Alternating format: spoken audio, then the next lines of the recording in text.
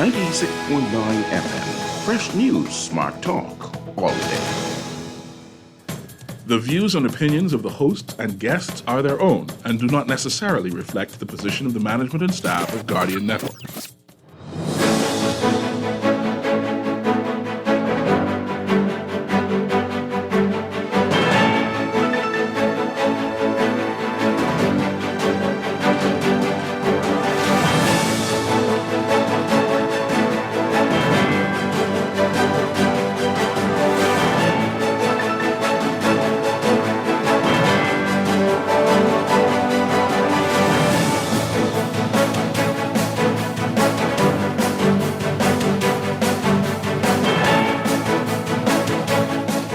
Good morning. Improper handling of Carifta funds. The games had an $829,000 deficit. Harsh penalties necessary for gangs, so says Prime Minister Davis, as MPs pass the anti-gang bill. But there are concerns from the opposition. And today is World Heritage Day. We are talking about a big event planned for Clifton Heritage Park. We'll give you all the details about that as well. That's all straight ahead. I'm Dwight Strachan, and this is Morning Blend. Wake up, it's a new day. Wake up, it's a new day. It's the start of the Good morning again, Bahamas. It is Thursday, April 18th, 2024. This is Morning Blend on Guardian Radio 96.9. Once again, I'm Dwight Strachan. In a moment, Duquesa Dean will be joining us. Also this morning, it's the final final leg for Usha Pitts with the U.S. Embassy and Charge d'Affaires. We're going to be talking with her before she exits the Bahamas. That's coming up in business. That's all ahead, but first, it's time for the overnight, the latest breaking news from while we're sleeping, and the top national and international headlines this morning. It's a new day. Wake up, it's a new day.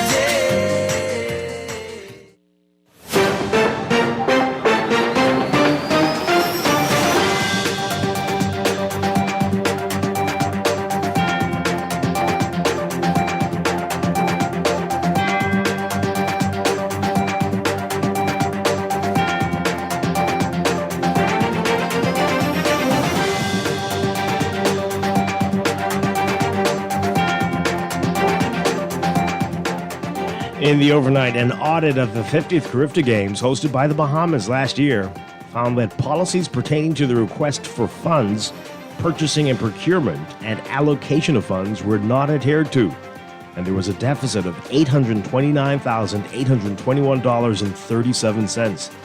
The audit, completed by the Auditor General for the period September 1st, 2022 to April 30th, 2023, was tabled in the House of Assembly yesterday. Among other findings, the audit determined that temporary personnel were assigned tasks unrelated to the games, resulting in a 38% increase in weekly salaries. The audit states that there was an augmentation in weekly remunerations for the temporary workers, and that the stadium experienced a surge in the workplace, employing about 100 temporary staff who were assigned tasks unrelated to the games. In December 2022, all temporary personnel were released from their duties, with only approximately 60% of them being reinstated in January 2023. Expenditure escalated from $400,000 to $1,068,910.78 during September 2022 through April 2023. The Auditor General also observed occurrences where the weekly salaries of employees exhibited fluctuations without documented authorization from management. The report also concluded that hiring policies and procedures were circumvented and there existed severance pay eligibility irrespective of employment status. Findings also included that there was non-adherence to the Carifta Games budget with no evidence of agreed-upon budgetary adjustments. Well, opening debate on the House of Assembly yesterday on the anti-gang bill, Prime Minister Philip Davis said the new penalties are harsh but necessary. He says the penalties that hundreds of mothers have carried out for over the years as their sons and daughters have fallen victim to violent crime and gang violence. Under the Anti-Gang Bill 2024, the Penal Code Amendment Bill 2024, convicted gang members could face up to 25 years in prison and a fine of up to $100,000. The bill lists 15 offenses, including recruiting someone to join a gang, committing an offense for the financial benefit of a gang, instructing a gang member to commit a serious offense, threatening someone with retaliation in response to violence against a gang member or leader, or endangering someone's life or causing damage to property on behalf of a gang. If someone dies as a result of gang activity, the person responsible for the killing would face life in prison. The bill also carries a prison term of up to 20 years for people who harbor gang leaders or members, including parents of children engaged in the activity. But opposition leader Michael Pintard says that the government should rethink a provision of the bill that would see the parents of alleged gang members charged with harboring. He said in Parliament that many parents in the country cannot tell you if their child's involved in gangs. He said, quote, many parents can tell you that their child is no manners. They don't like some of their friends they hang out with, but they don't know that these persons are involved in gangs. Pintard noted that the opposition supports the bill, though. Pintard said he believes a lot of innocent parents may get caught up in the legal system because of this provision. The Violence Crisis Center upping pressure on the government to amend the legal definition of rape in the Sexual Offenses Act in order to make marital rape a crime. At a press conference yesterday, activists from the nonprofit organization also said more work needs to be done to change cultural beliefs around rape and the prevailing opinion that unfettered access to sex is a right within marriage. 2 men are behind bars after they were convicted for their roles in a $2 million cocaine bust. Magistrate Samuel McKinney last week convicted Luthanos McPhee and Wenzel Stewart of conspiracy to possess dangerous drugs with intent to supply and possession of dangerous drugs with intent to supply following a trial. They were each sentenced to 3 years and 6 months in prison and fined $15,000. Their stay at the prison will be extended by 6 months if the fine isn't paid. And a murder suspect was cooperative when he was arrested.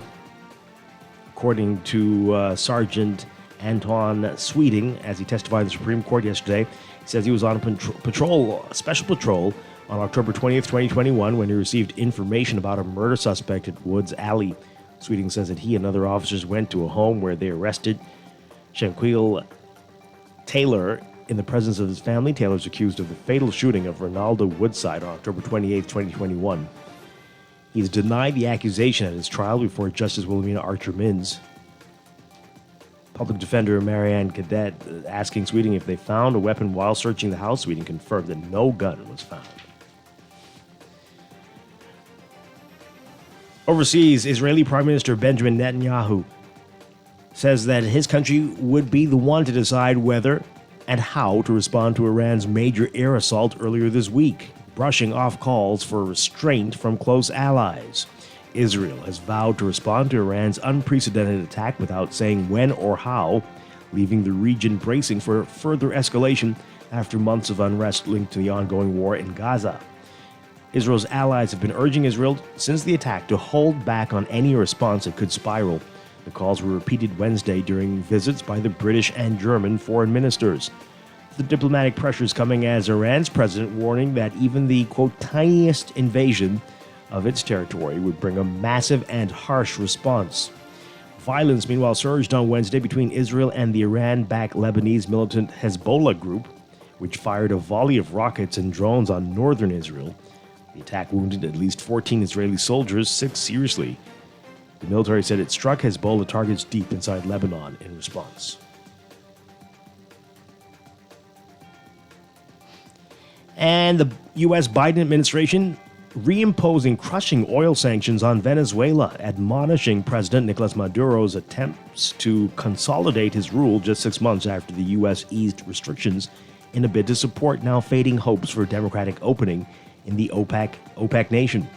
A senior U.S. official discussing the decision with reporters said any U.S. company investing in Venezuela would have 45 days to wind down operations to avoid adding uncertainty to global energy markets. In October, the U.S. granted Maduro's government relief from sanctions on its state-run oil, gas, and mining sectors after it agreed to work with members of the opposition to hold free, and competitive presidential elections this year.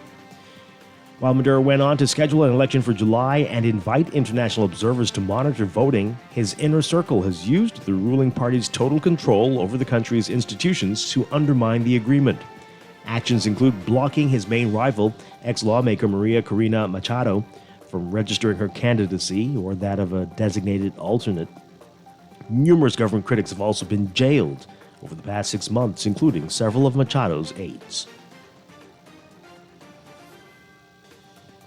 And Ecuador began to ration electricity in the country's main cities as a drought linked to El Nino depletes reservoirs and limits output at hydroelectric plants that produce about 75% of the nation's power. The power cuts were announced on Monday night by the Ministry of Energy, which said in a statement that it would review its decision by Wednesday night. The power cuts in Ecuador coming days after dry weather forced Colombia's capital, Bogota, to ration water as its reservoirs reached record lows, threatening local supplies of tap water.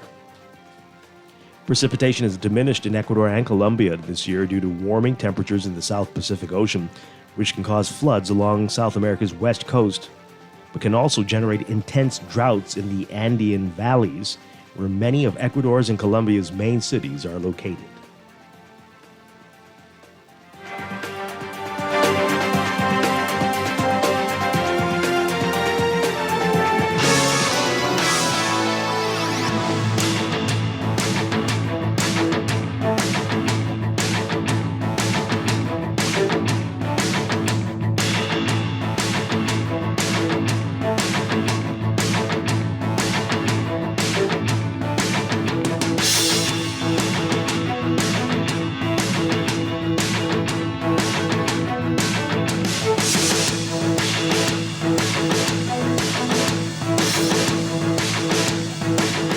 In sports, for the first time in his 8-year career, Bahamian professional basketball player Chavano Buddy Hield is headed to the playoffs in the NBA. Hield and the Philadelphia 76ers earning their ticket Wednesday, turning back the Miami Heat in the NBA's Eastern Conference SoFi play-in tournament right there in Philadelphia.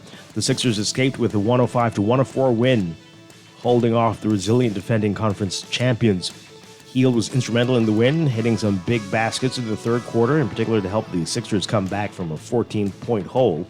Hield scored all 7 of his points in the third quarter, going 3 for 4 from the field and 1 for 2 from three-point land. Read more about it in today's Guardian Sports section. So again, the 76ers needed that win against the Heat. Joel Embiid had 23 points, 15 rebounds, and 1 huge assist from Kelly Oubre Jr. in that 105-104 win. The 76ers earned the number 7 seed and advanced to play the second-seeded New York Knicks in the opening round of the Eastern Conference playoffs. Game 1 is Saturday at Madison Square Garden. The Heat, who went from the play-in tourney to the NBA Finals a year ago, host Chicago on Friday night, with the winner getting the number 8 seed.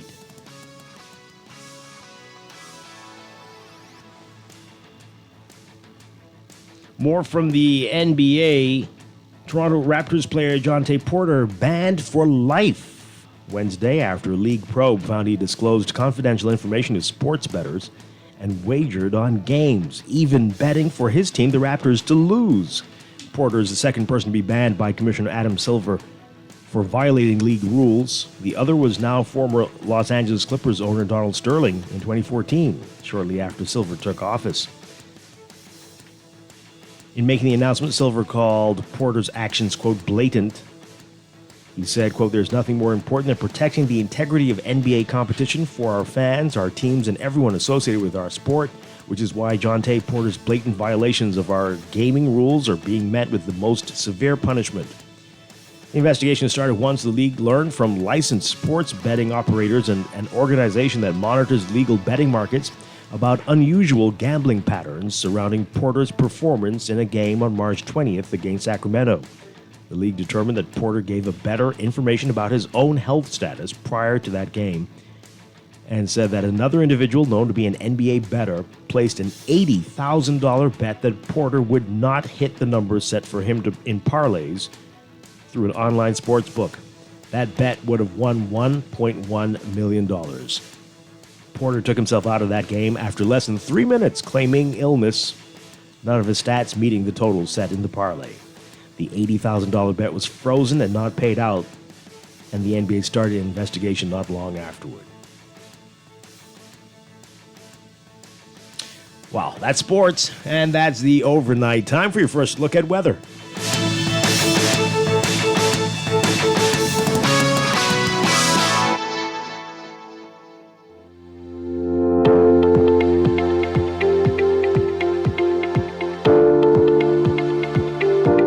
Your first look at weather for the morning. We've got a steadfast high-pressure system anchored to the northeast of the Bahamas. That's going to continue to promote mostly stable conditions today. The effects of sagging Atlantic cold front, that cold front to the east of us, as well as lingering low-level moisture in the area. That's going to allow for a slight increase in shower activity, relaxing winds across the islands heading into tonight. Swell activity will continue to impact eastern parts of the island chain through the period. There are a few warnings, though. Small craft operators in the central and southeast Bahamas should avoid entering the waters off the Atlantic shorelines. And there's an elevated threat for rip currents and moderate large breaking waves for Atlantic shorelines and higher seas, especially for this afternoon and into the early evening hours. And beachgoers should avoid getting into the water as well due to the rip current risk and high tides, the higher seas as well. So due to persistent arid and warm conditions, the threat of bushfires continues and remains elevated today. Your forecast for today for the Northwest Bahamas: expect a mix of sun and clouds with warm conditions and the chance of isolated showers, becoming fair to partly cloudy and mild with spotty showers tonight. Small craft caution in effect for Atlantic waters due to swells. Winds easterly at 10 to 15 knots, seas 2 to 4 feet, but building 4 to 6 feet along Atlantic shorelines. For the central and southeast Bahamas, partly sunny and warm, becoming mostly fair and mild tonight. Expect locally breezy conditions with streaming light showers continuing through the period today. For Atlantic exposures, a small craft advisory will come into effect due to swells, with a caution in effect by tonight. Small craft caution for the remainder of the area will continue until this afternoon. Winds northeast to east at 15 to 20 knots, falling to 15 knots by this afternoon. Seas 3 to 5 feet, but building up to 7 feet in moderate northeast to easterly swells. Look for highs getting up to around 82 Fahrenheit, 28 Celsius. Overnight lows tonight getting down to about 70 Fahrenheit, 21 Celsius. That's your first look at weather this morning. We'll have your extended outlook coming up after traffic in just a bit.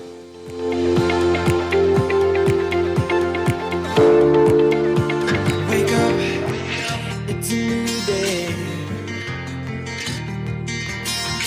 Wake up, it's a new day.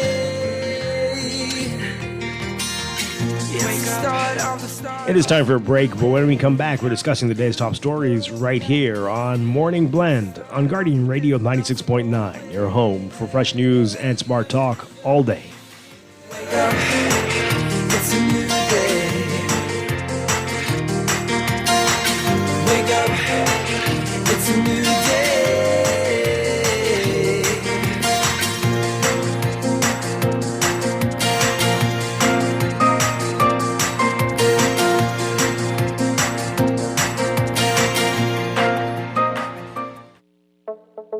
Tired of banks forcing you to use technology to bank the way they want you to? Your convenience is important. So no matter what your banking needs, Commonwealth Bank's friendly staff are always available in branch for that personal one-on-one service. But when you choose technology, our online and mobile banking app offers you state-of-the-art functionality. The choice is yours. Commonwealth Bank. Bank the way you want. Looking to elevate your gadget game, or are tech troubles simply slowing you down? Escape to a world of innovation at Custom Computers, your go-to store for the latest cutting-edge tech. Whether you need to upgrade your life with the best from Apple and Windows, or your device needs a little TLC, the Custom Computers Know-How Store is the destination for unbeatable expertise and quality repairs. With 2 convenient locations, there's a Custom Computers near you on Patton Street in Palmdale and Caves Village, or call 396-1100. The signs are clear. It's time to pay less for your current mortgage by switching to Scotiabank. Enjoy lower interest rates and no payments up to 2 months when you switch to Scotiabank today. Plus, we'll even pay your switch costs. It's that easy. Ready to switch to Scotiabank? Call us today at 242-356-1697 or visit bs.scotiabank.com to switch your mortgage to become mortgage-free faster. This is Guardian Radio 96.9 FM, Nassau, Bahamas. Wake up, it's a new day. Wake up, it's a new day. It's the start of a new way. You know that it's here. It's the start of the end of the old way. Wake up, it's a new day. Wake up, it's a new day.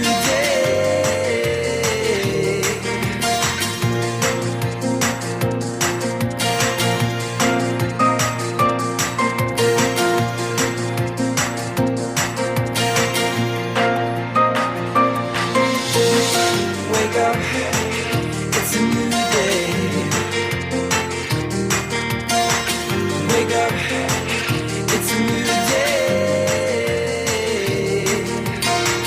Wake up, wake up. Welcome back to Morning Blend here on Guardian Radio 96.9. We are streaming live on GuardianTalkRadio.com and on the Guardian Radio app for your smart devices. We're also on your televisions on Cable Bahamas Channel 969 and BTC Flow Channel 612. You can tweet us at MorningBlend969 or Facebook.com/MorningBlend969. Text us on the Guardian Radio text line powered by BTC 422-4796. Standard text rates apply. Once again, I'm Dwight Strachan, here today on a Thursday. Duquesadine. Good morning. Good Happy morning. Thursday. You and Laverne doing a little switcheroo there. Thank you, Laverne. Appreciate that so much. Yeah. So we're glad to have you with us this week, this morning. Happy to be here with you, Dwight. Got a lot to get to today. Today is World Heritage Day, and people are being encouraged to visit landmarks, historical landmarks in your country, and Clifton Heritage Park doing something big. They're going to tell us about that. It's also International Day for Monuments and Sites, so that's one to go to. So we'll tell you what they're doing tomorrow. Okay. But World Heritage Day is today. We'll talk about that, what the day means, and what they'll be doing coming up. And then later, U.S. Chargé d'Affaires Usha Pitts is leaving us, leaving the Bahamas. It's her final few hours, and she's going to be talking with us this morning. Okay. So we'll talk about U.S.-Bahamas relations and what's next for her. Yeah. So that's coming up in business. That's all ahead on a busy Thursday. But let's begin with what else is in the news.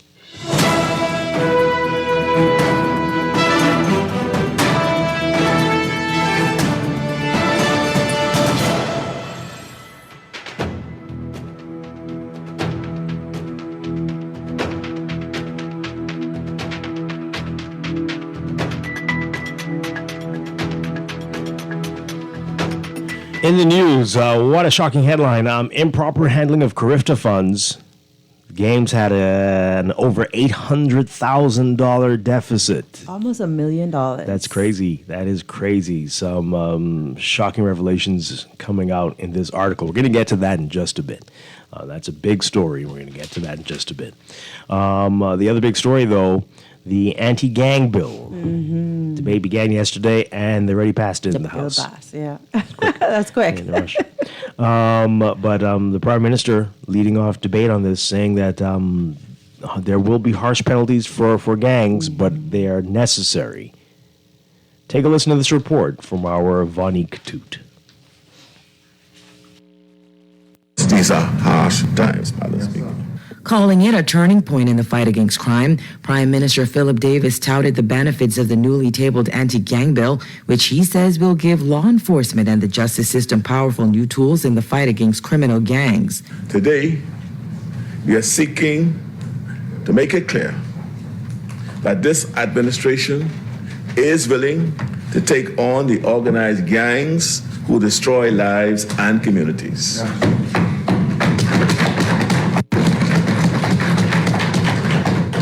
as they often say, enough is enough. We cannot tolerate the cycles of violence and retaliation that leave entire communities in fear. We cannot tolerate the gangs who have such contempt for the rest of us that they recruit our children, turning lives of promise into lives of peril. As he led debate on the anti-gang bill and penal code amendment bill in the House of Assembly, Davis said the bill will bring gang members and their associates to justice.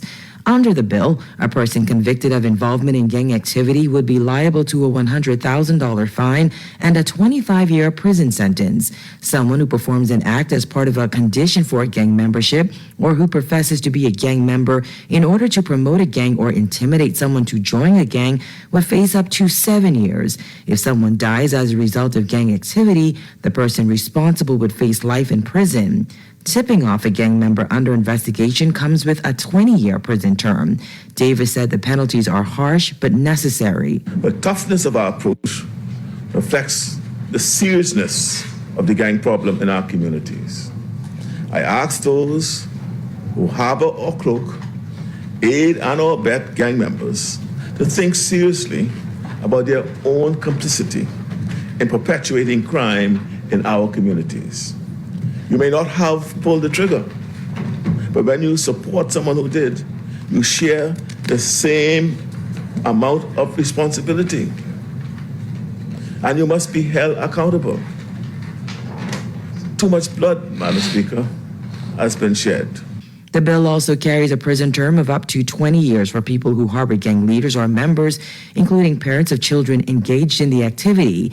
Davis said there is a natural inclination to feel sympathy for family members who may be arrested, but there is a difference between supporting a loved one and abetting a criminal. I know there are those who, when they see the mother or the grandmother or girlfriend or boyfriend in handcuffs, may feel a sense of sympathy for their situation, knowing they were not in the gangs themselves. But it is an unfortunate situation. We are at the point where we cannot allow others to continue to support their loved ones in the commission of crimes without being held accountable. Davis said the toughness of their approach reflects the seriousness of the country's gang problem. The Bahamian people are tired and they're angry. We can no longer accept a reality in which thousands of young men participate in gangs like it's cool or somehow makes them tougher. We can no longer accept the cries of those who aid and abet and then play victim when the consequences finally land at their door. Reporting for the Guardian News Network, I'm Vonique Tude.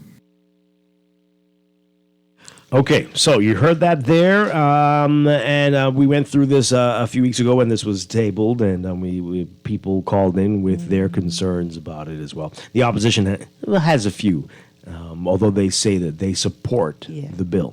So Michael Pintard, the leader of the opposition in the House yesterday, concerned about the part about parents harboring alleged gang members, right? So Pintard said yesterday, quote, "Many parents in this country cannot tell you if their child is involved with gangs.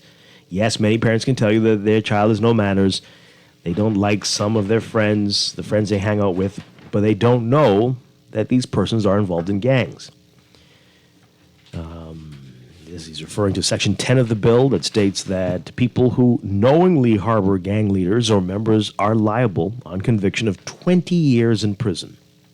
In cases where the gang member or leader is a child and the person convicted is the parent, the court in sentencing, quote, "shall take into consideration mitigating factors such as efforts made by the person convicted to reform or rehabilitate the child."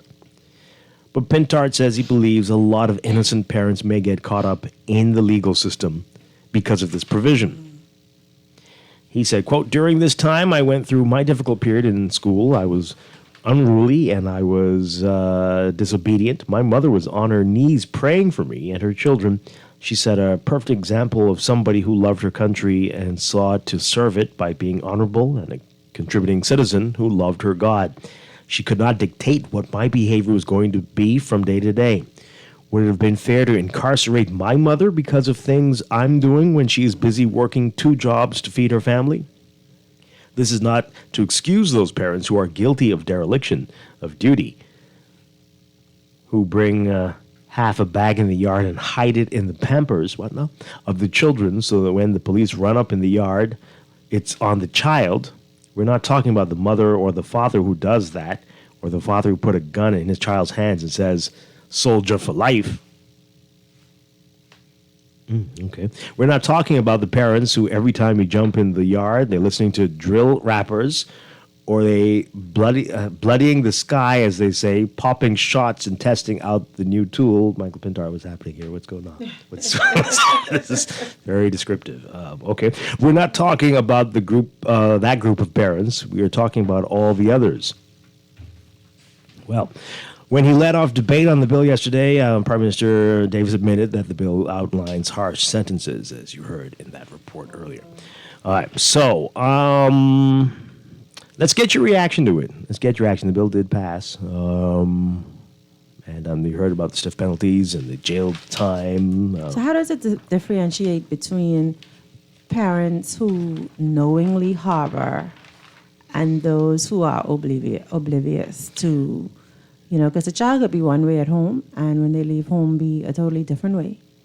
So is there a distinction? I know that it says mitigating factors and all of that, but how is that clearly defined,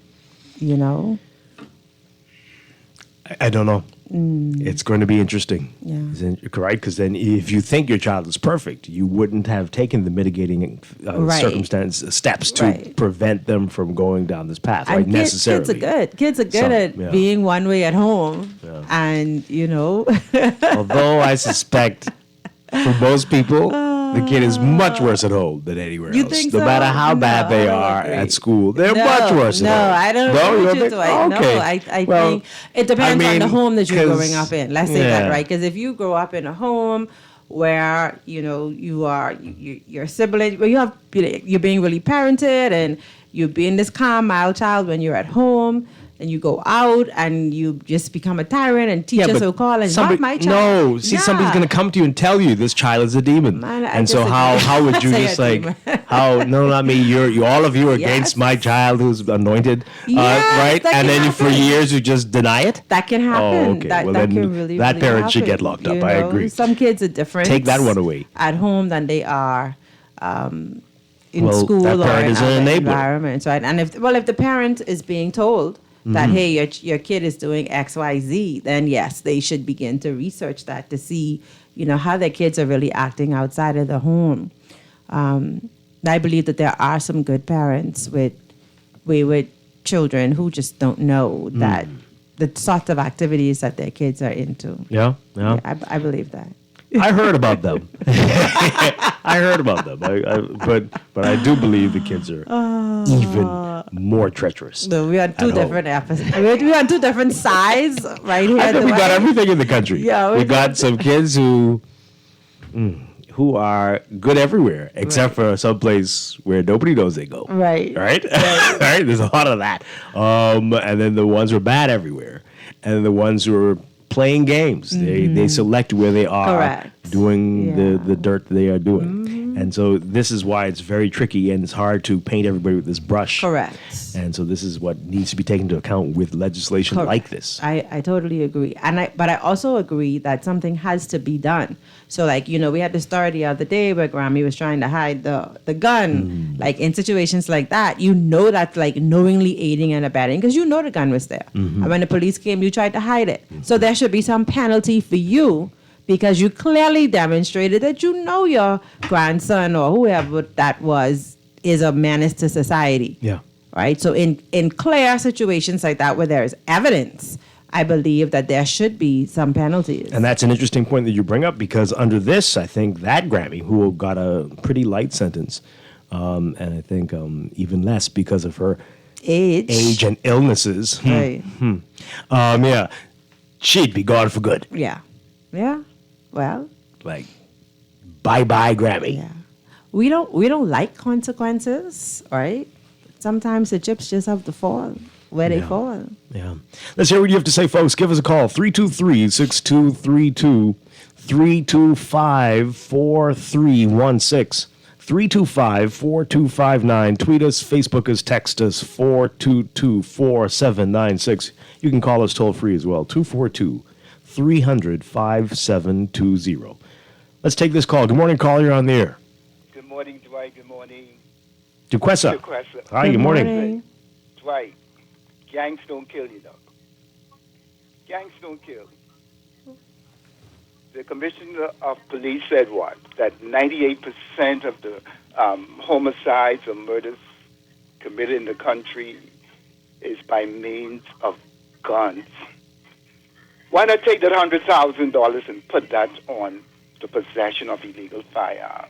That, to me, would make better sense, because this year, even his own minister, Wayne Monroe, I would like to hear his contribution on this, because he himself said, how you going to prove this person was in a gang? And proving it. So he himself don't even believe that this law will even stick. You know what I mean? So, I don't think, to me, this is a total waste of time. Put the penalty on the possession of guns. The commissioner of police is asking for stiffer penalty for the possession of guns. That, to me, Dwight, would be a more formidable way of dealing with the situation, because it's going to be very hard, according to his minister, who is a criminal lawyer, to prove whether somebody is in a gang or not. Okay. All right. Thank you very much. Interesting point. I think that there should be stiffer penalties for possession. I mean, maybe do both to some degree, but I think that there should be stiffer penalties if you are found in possession of a gun. Mm-hmm. Yeah. Okay. Good morning, caller. You're on the air. Good morning, Dwight, and your co-host. How are you? Doing well. Good morning. I fully support the comments from the last caller. And in fact, as I sit here, a citizen of this country, I have to wonder, are the politicians and legislators we have, is this actually the best of us? This cannot be the best of our society. I am beyond embarrassed if this is representative of the best minds in our community. Case in point, all I'm saying is this. Magic isn't killing people on the street. People aren't just dropping down. We live in a society where people are being killed every day with guns. For some reason, the politicians refuse to impose very stiff penalties on the possession of guns, the execution of murders with guns, anything related to guns. It makes me wonder, do they own gun factories somewhere? Do they benefit from having guns? Okay, so they make the guns. Let me read this line to you. This is very important. What the Prime Minister said. So this might give you some insight into why they're going in this direction. Take a listen to this. The toughness of our approach reflects the seriousness of the gang problem in our communities. I ask those who harbor or cloak, aid, and abet gang members to think seriously about their own complicity in perpetrating or perpetuating crime in our communities. You may not have pulled the trigger, but when you support someone who did, you share the same amount of responsibility, and you must be held accountable. Too much blood has been shed. We are bringing the hammer down on the gangs. The issue there, Dwight, not to cut you off, the only issue there is you cannot prove to me that I'm a member of a gang. I can tell you on the radio right now, so I'm a member of the gang. I got 500 guys working for you. You can't prove that. All right, so this is what I'm saying. So I think they're trying to say a lot of these gangs are putting contracts out on people. What are they, dumb? They're putting people out there to do the dirty work. So if you target that little kid who did the dirty work prove that. It is impossible beyond the burden of proof required to prove that my associate Dwight Strachan carried out a crime. I know that he carried out a crime. I assisted him. You can't prove that. I don't even know where my brother is, who was a police officer this morning because he went to work last night. Yeah. You can't tell me I know that Dwight was going to commit the crime. Well, I aided him in that. If the person says that you hired me to do it, plenty of people have gone to jail and been executed on less evidence. They had poor lawyers because what this legislation is suggesting that the criminals are so silly and their defense lawyers are so ill-witted that they can't find reason to say, I did not know. You can't prove that I knew because you're not in my mind. How can you tell me you know that I was a part of this gang? It's ridiculous. All I'm saying in ending this comment I have is that the issue is guns. The issue is people using guns, and the issue is the politicians refusing to impose stiff penalties on guns. So let the carnage continue. But this is ridiculousness, and guess what? They did this before with the Christie administration. It didn't achieve anything. This is a remake of the same thing, and let's just watch the carnage continue. Okay. Interesting. Thank you very much. All right, let's see what this caller has to say. Good morning. You're on the air. Good morning, Dwight. Hi, good morning. How are you? Doing well. Good morning. Morning. How are you? Are you there? Okay, we lost him. Call us back. All right, let's take this call. Good morning. You're on the air. Good morning, caller. All right. I don't know what just happened there. Good morning. You're on the air. Turn on your radio for us, please. You're on the air. Turn down your radio. Morning, Dwight. Hi. Morning, DeQuesta. Good morning. Dwight, this is just another example of our government blowing smoke up our rear end. I concur with the two first callers. There's absolutely no way to prove that a person is in the gang. Okay, that like he said, Wayne Munro himself has said it's impossible to prove. This legislation is going to do absolutely nothing. And even if it did have teeth, here's the one problem that we always face. Nobody enforces the law when it gets to court. The courts are always very lenient. The person still get off with a slap on the wrist. This is just another case of the government blowing smoke up our rear end. This is a waste of time. I have no confidence in this at all. And that's just my opinion. Okay. All right. Thank you very much. Oh, boy. And another call here. Yes. Good morning. You're on the air. Hi. Good morning. Hi. Are you there? Good morning, Dwight. Hi. There you go. Hi, DeQuest. How are you? Good morning. How are you? I'm well. Thank you for asking. Dwight, I heard the two previous callers about proving who the gang members are and how do you prove it. From what I've observed with some previous law enforcement experience, right? A huge part of the gang culture is identifying yourself. You look at some of the fellow social media pages, unfortunately, when they're gone down. And it's all over the place. They truly do love to tell people what they are and what they do. They do. Yes. It is a huge part of gang life. Mm-hmm. And in some instances, the same thing that's required of them, quote unquote, to represent, is the same thing that makes some the legislation applicable. So it's not rocket science. Our guys don't operate like the Italian mob before John Gotti. They don't. So to those points, I say that it's very easy to prove it because the fellas talk on themselves. Thanks for allowing me to contribute. Okay, interesting. And apparently they tattoo everything all over. Right. They all have the matching tattoos. Marks and but can it not apply? The penalties apply whether or not once there's the possession of a gun. Can there not be the same penalties whether you are in a gang or not? If you use a weapon that killed someone, regardless, shouldn't the same penalty? Well, hopefully you'll get whatever penalty there is, but it wouldn't be concurrent. Can we make them consecutive? How about that? Can we eliminate the word concurrent and time off for remand? Eliminate all that from our vocabulary. That would go a long way to sending some strong messages. Good morning, caller. You're on the air. Good morning, DeQuesta. Dwight. Hi. Yeah. Bremen calls in, and he always leads off justice, law, and order. And, if we had order, we wouldn't need justice and law. But since he's going in that order, we're going to never have. Because could you remember a time when we ever had order? No, from the dawn of creation. But the guns leave South Florida. We know that. We know the boat that it leaves on and ends up in Jamaica, and where it ends up Haiti, and it ends up here. We all know that. And do we? Well, some who know. That the person who owns the boat finance elections. What now? Yeah, who know? I'm not calling anybody's name. Oh boy! But this is the hard truth. But I'm wondering, why is it that we hire the arsonist every 5 years to put out the fire.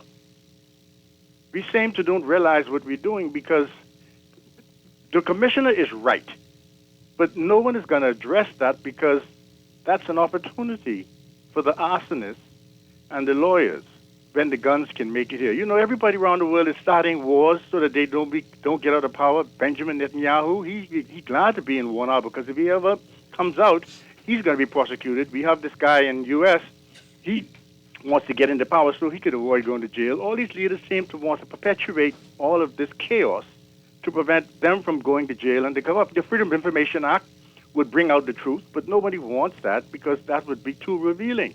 You could see right in the United States, they're never going to get the whistleblower who has all the facts as to all the crime that the legislators made over the past. So you see, he got plea bargain. So this is the way we're living. Order has never been in this world, and it's never going to be. Justice, law, and order is just a farce. Think about it. Every 5 years, we hire the people who start the fire to put out the fire. All right? Okay.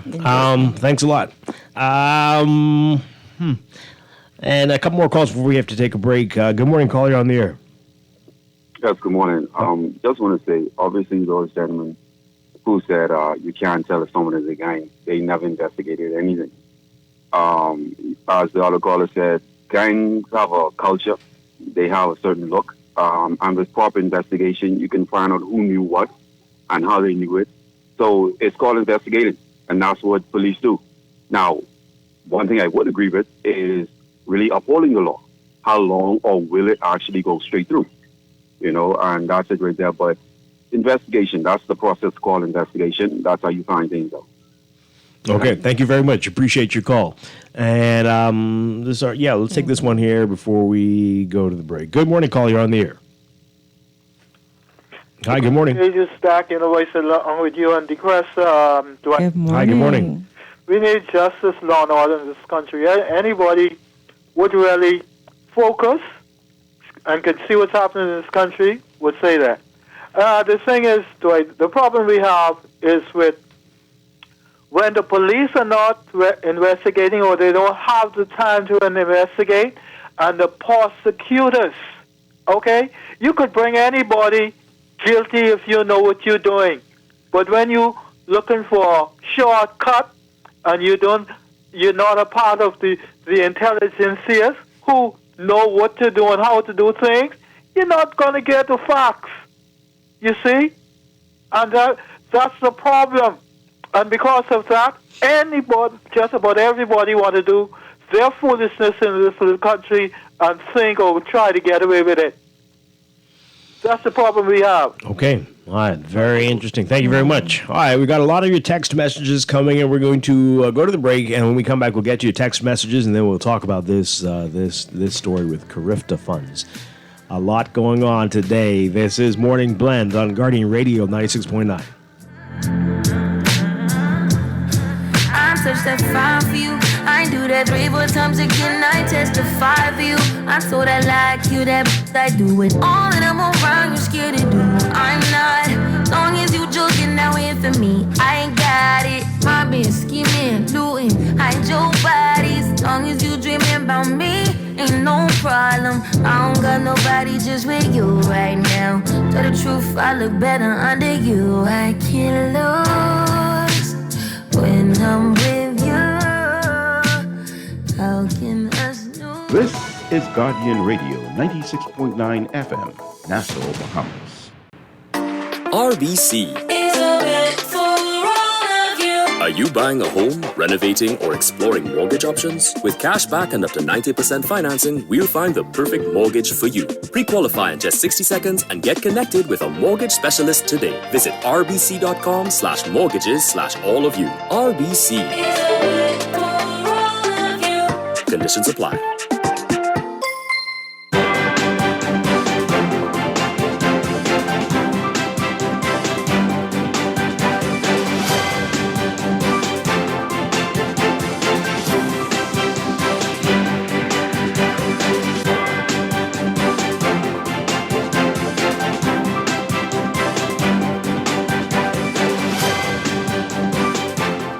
7:45, time for your first look at traffic for the morning, brought to you by RBC, a bank for all of you.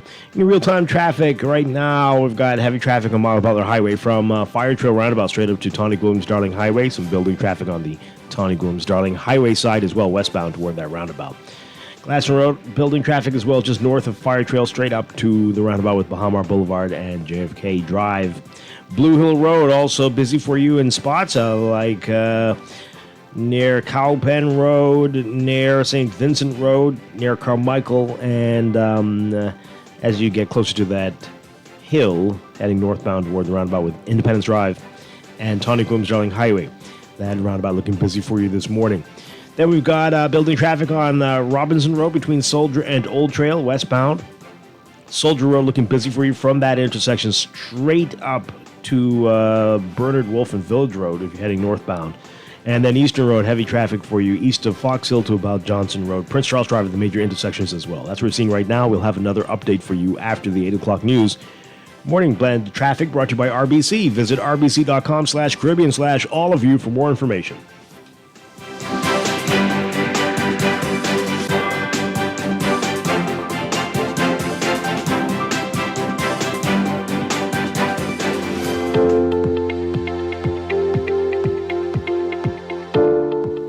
$7:46, time for another check of your weather, brought to you by Easy Car Sales. A steadfast high-pressure system anchored to the northeast of the Bahamas will continue to promote mostly stable conditions today, and the effects of a sagging Atlantic cold front to the east of us, as well as lingering low-level moisture near the area, will allow for a slight increase in shower activity. And we're going to see relaxing winds across the islands as well heading into tonight. Swell activity will continue to impact the eastern portions of the archipelago throughout the next few hours today and late tonight. All right, so for today for the Northwest Bahamas, we're looking at a mix of sun and clouds with warm conditions and the chance of isolated showers, becoming fair to partly cloudy and mild with a few spotty showers tonight. Small craft caution in effect for Atlantic exposures due to swells. For the central southeast Bahamas today, partly sunny and warm, becoming mostly fair and mild tonight. Expect locally breezy conditions, with streaming light showers continuing throughout the day today.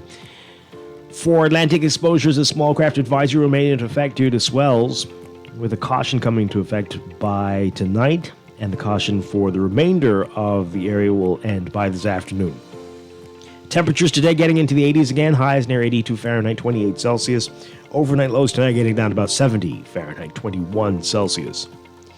In your extended outlook, a trough featuring showers. It's going to lead to persistent high pressure and dry air to keep shower activity to a minimum, with winds and seas continuing in a general downward trend into the weekend. So for Friday, look for partly sunny to sunny conditions, warm as well with a few light showers possible, turning mostly fair and mild tonight. Saturday, mostly sunny, very warm and humid, becoming fair and mild at night. Expect locally breezy conditions and possible light showers across the southeast Bahamas. That's your morning blend weather check, brought to you by Easy Car Sales. Are you stuck in traffic, wasting expensive gas? Well, Easy Car Sales invites you to take a test drive in an electric vehicle today. Empower yourself, test drive an EV, zero emissions, maximum excitement. Visit easy242.com and find out how you can turn your daily commute into a joyride.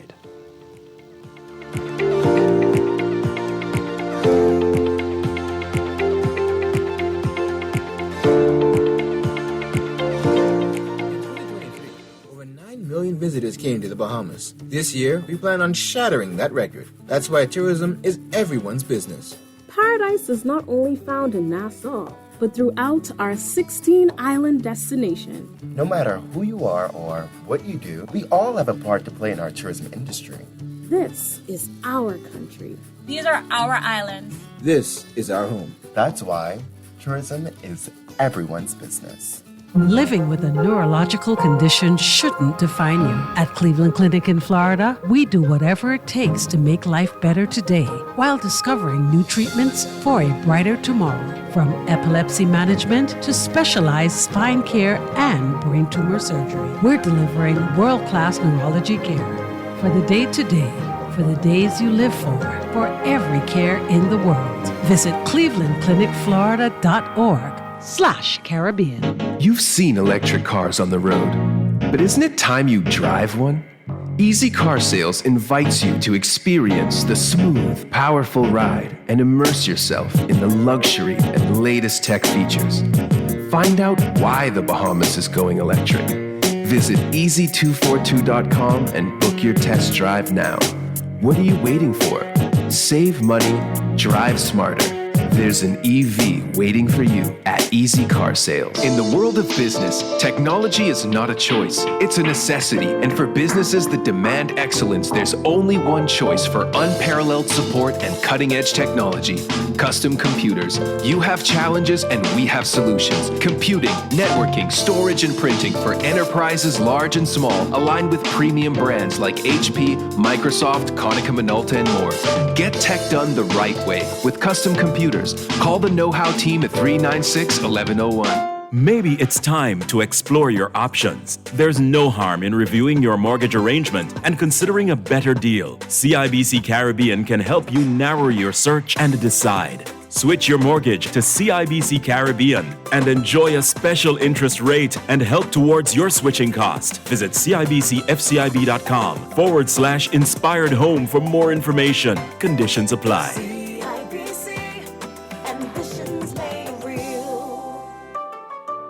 This is Guardian Radio, your station for up-to-the-minute news, intelligent, interactive, and engaging conversation. 96.9 FM.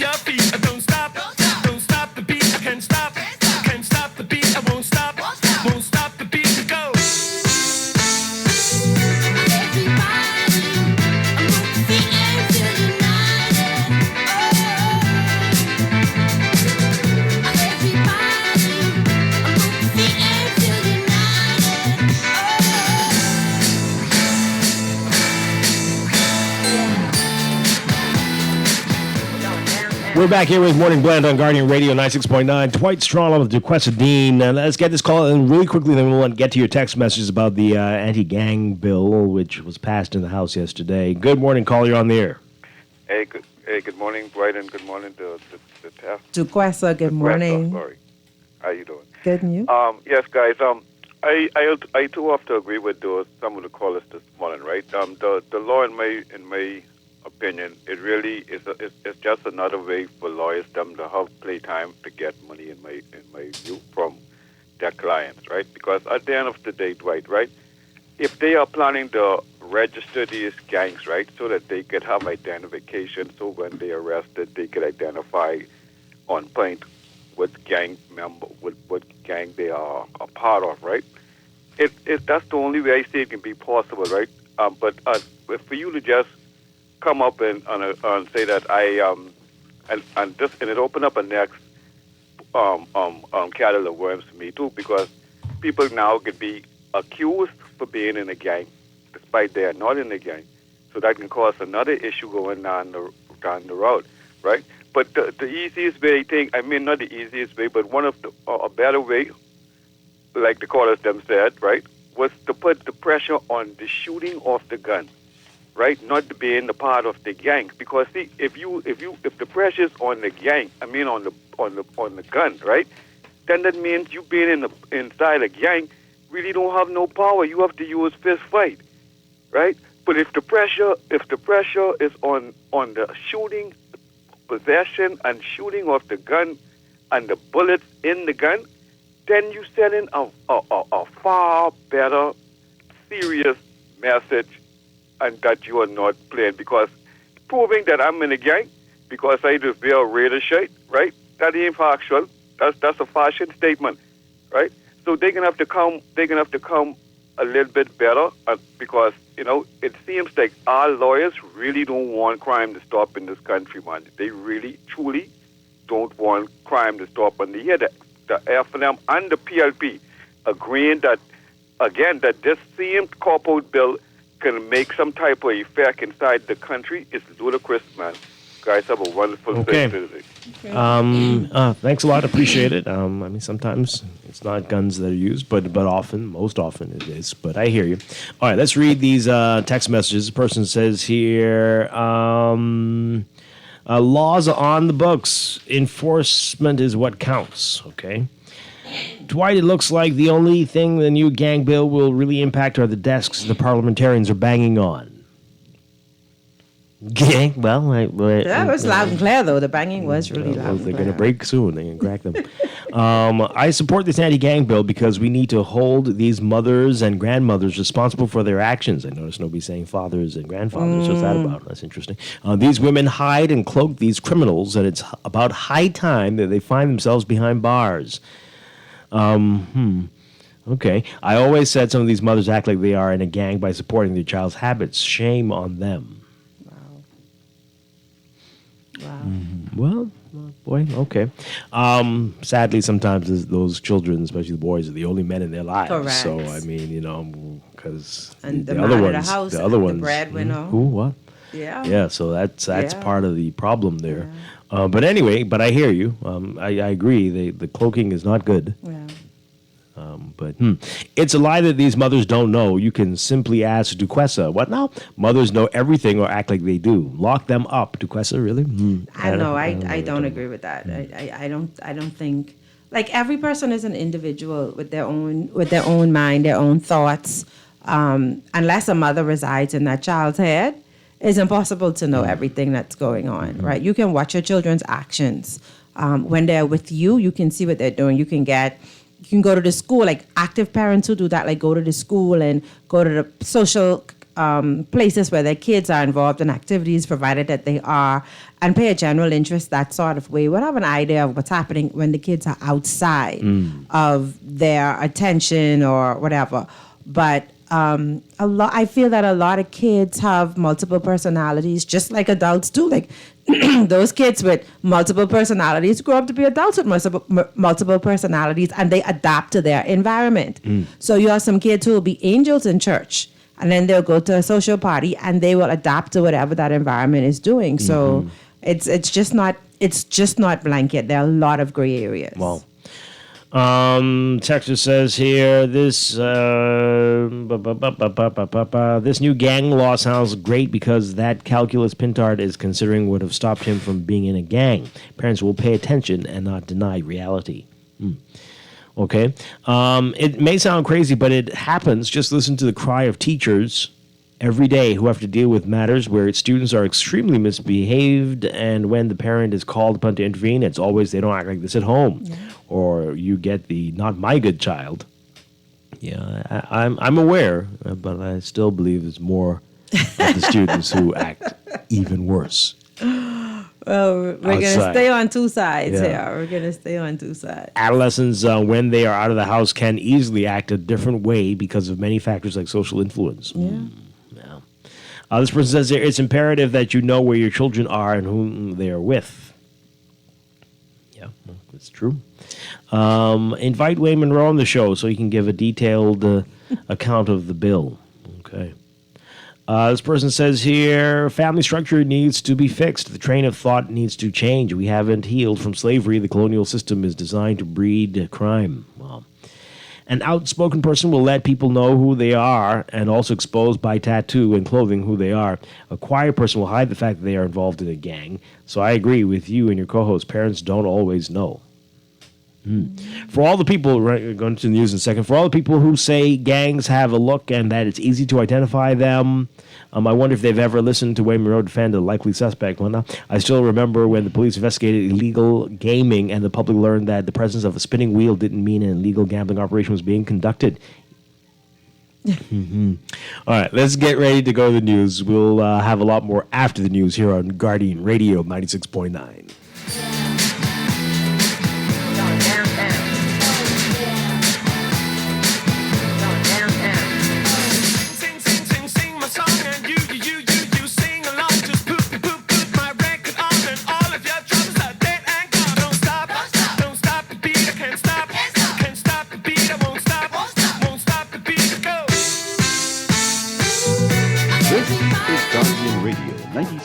FM, Nassau, Bahamas.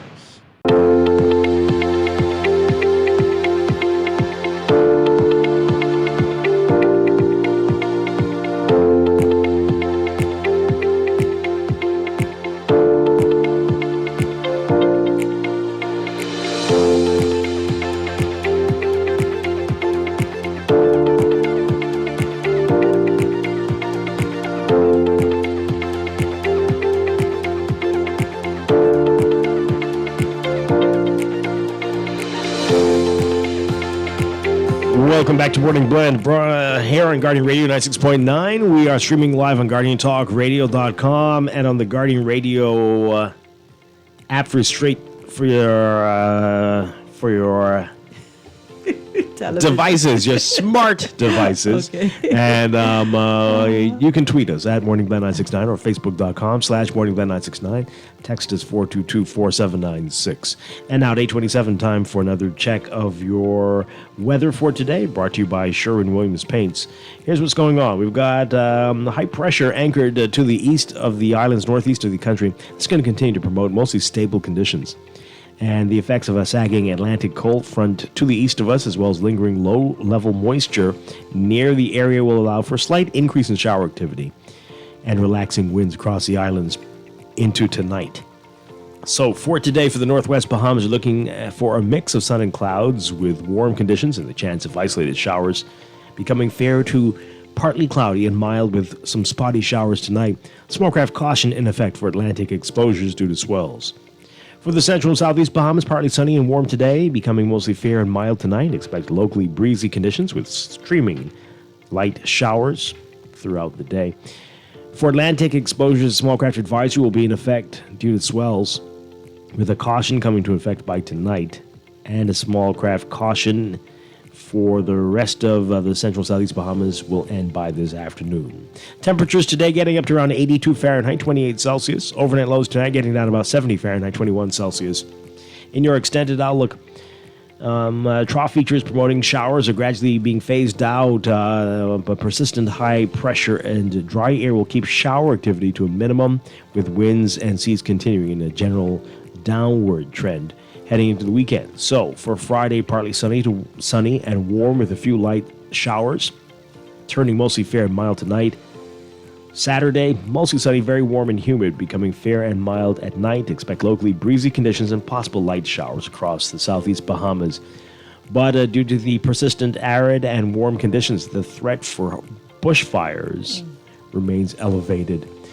That's your Morning Blend weather check, brought to you by Sherwin-Williams Paints. Sherwin-Williams Paints invites you to know that they've got you covered for all of your painting and equipment needs. Visit Sherwin-Williams Paints online or in-store today.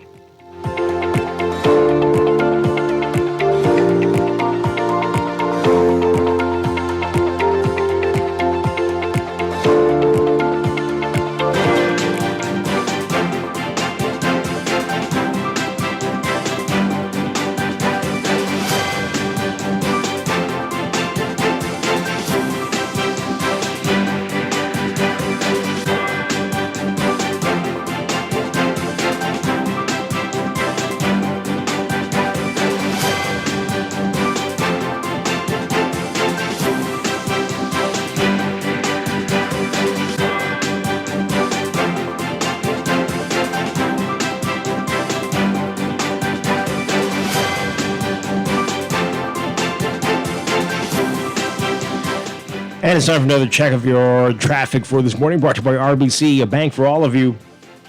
In your real-time traffic, heavy traffic, Milo Butler Highway, as usual, from well south of the Fire Trail roundabout, well south of Bellet Road, actually, even extending down to Alexandria Road. You're going to be seeing that traffic all the way up to Tawny-Williams-Darling Highway and the roundabout there. And traffic backed up along Tawny-Williams-Darling Highway, both directions this morning. Six-legged roundabout also seeing heavy traffic northbound and eastbound on JFK at this hour. A bit of congestion southbound on your Providence Highway as well.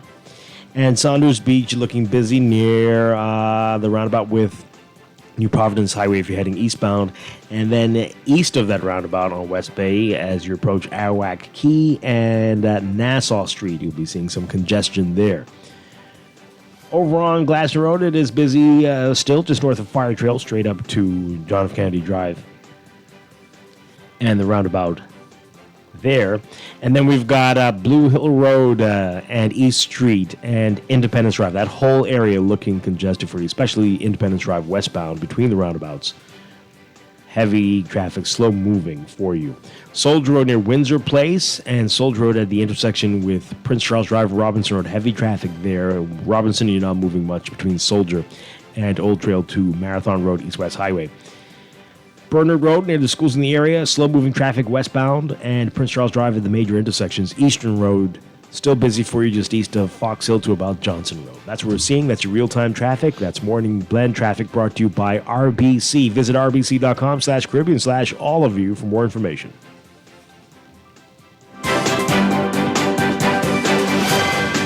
Make Mother's Day one to remember with a delightful Mother's Day brunch valued at $300 courtesy of Haagen-Dazs and Fun Foods Wholesale. It's simple. Just head over to Lickety Split or Super Value locations and purchase a pint of your favorite Haagen-Dazs ice cream for just $8.99. After purchasing, don't forget to write your full name and number on the back of your receipt and drop it into any entry box at the store. You're now in the running for our grand prize drawing, taking place on May 10th. Hurry, this offer ends soon. Happy Mother's Day from Haagen-Dazs. Promotion ends May 8th.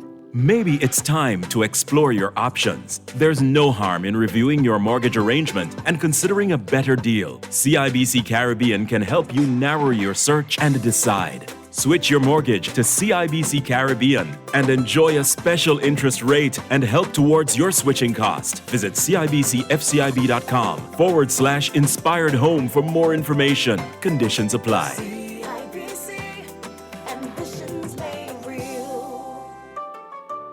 Doctors Hospital has reimagined primary care. We have invested to improve our health system, ensuring that accessible, affordable, world-class clinical care is closer to you. We understand that your relationship with a primary care provider shapes the foundation of your overall health. Our new modern primary care facilities are where critical diagnoses and true personalized treatment begins. With locations across New Providence, Grand Bahama, and Exuma, we invite you to experience the Doctors Hospital difference. Book your next appointment at clinics.doctorshosp.com. Here's to the go-getters, the early risers, and the late-night dreamers. You, the visionaries, painting futures in your mind, in your studio, your office, your sacred space. Here's to the adventurers, explorers of every realm. To you, the innovators, turning the cogs of progress. In a world where connection is a lifeline, a pathway to possibilities. Alive is the perfect connection for everyone, every lifestyle. Every day. Visit BeAlive.com today. Don't shop at Sherwin-Williams then. Don't get the best service in the Bahamas then. The love is really, really strong in Sherwin-Williams. We don't just sell paint. We service you with a smile, good hearts, mind, soul, and body.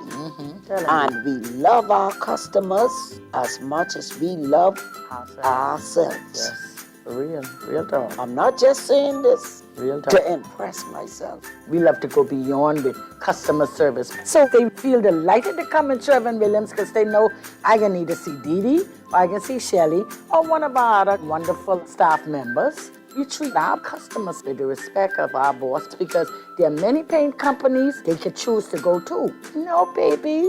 If they go to some other paint companies, so I gonna get this little thing at the end of the week. We want to make sure you get that little ting, Shelley. Come visit Shelley and Dee Dee at Sherwin-Williams Bahamas, and you'll surely find color in every day. This is Guardian Radio 96.9 FM, Nassau, Bahamas. But I love you like the sun. I like to put my arms around you. Run, run, run, run away. Let's run, run, run, run away. Let's run, run, run, run away. We are back with Morning Blend on Guardian Radio 96.9. Dwight Strachan with Duquesa Dean. Coming up in just a few minutes, we're going to be talking about World Heritage Day and a special event planned at Clifton Heritage Park for tomorrow. We're going to get all the details in just a bit. We want to get to this really quickly, though. The big headline in the paper, improper handling of Carifta funds. Games had an $800 $829,000 deficit.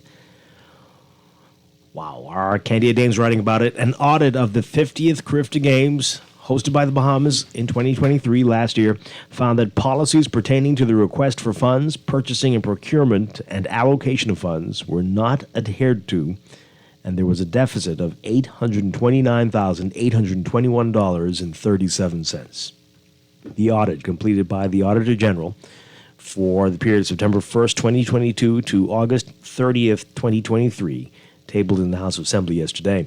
Among other findings, the audit determined that temporary personnel were assigned tasks unrelated to the games, resulting in a 38% increase in weekly salaries. Wow. The audit states that, quote, there was an augmentation in weekly remunerations for the temporary workers.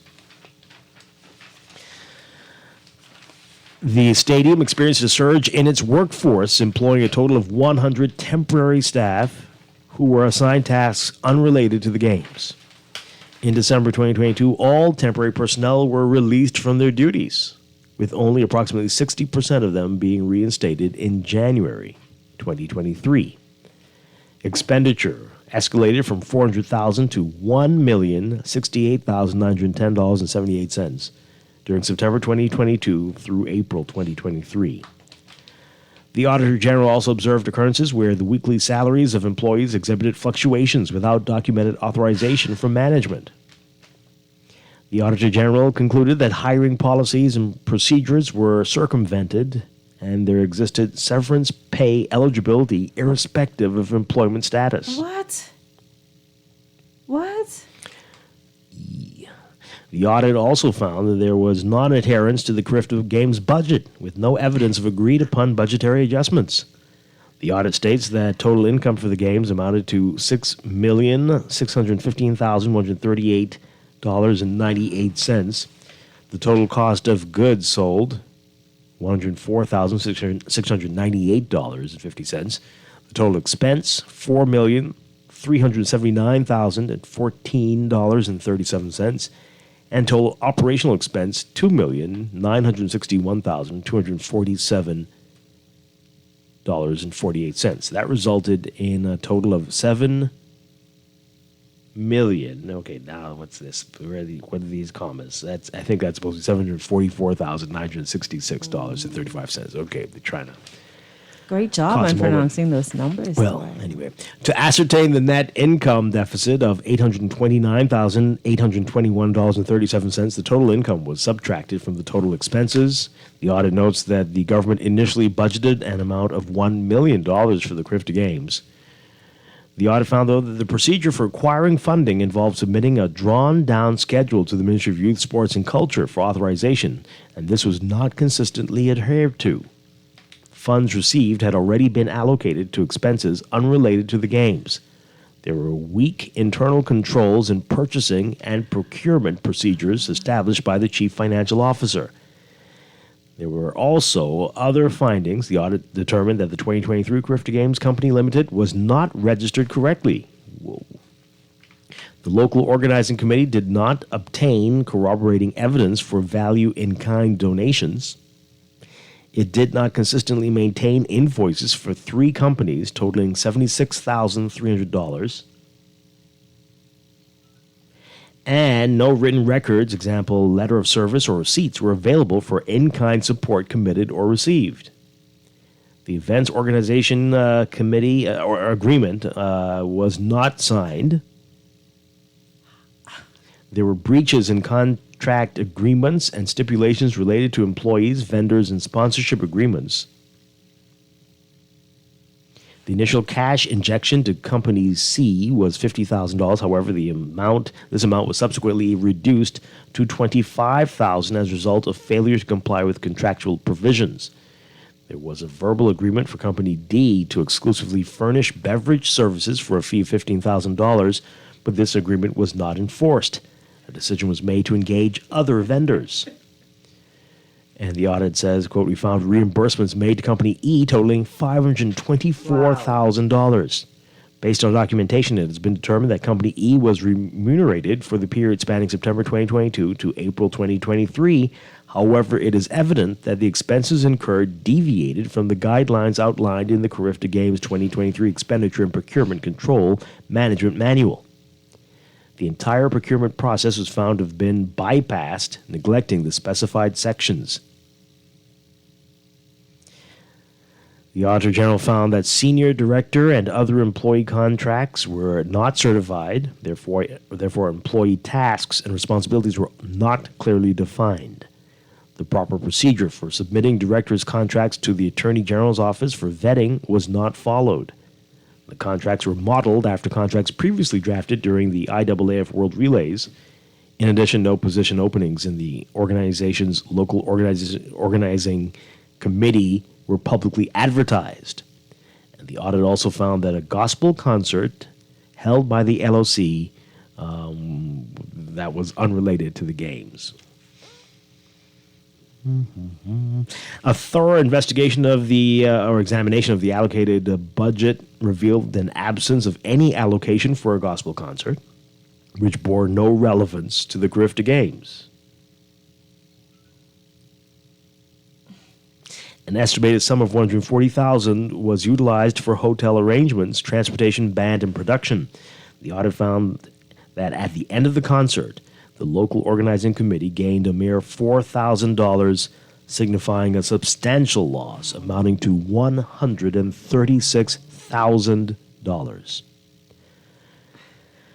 The audit also found that the local organizing committee had procured merchandise valued at $104,698.50 for the 50th Games, which resulted in a net loss of $50,640.77 after accounting for sales. Following the conclusion of sales, there's still $17,000 worth of merchandise retained in inventory. Crazy. Good God. Crazy. The Auditor General also found that the LOC incurred a total expenditure of $2,856,423 for capital works, with a budget allocation of $1,121,884.50 for the respective line item. This resulted in an over-expenditure amounting to $1,734,538.45, which is 255% of the allocated budget.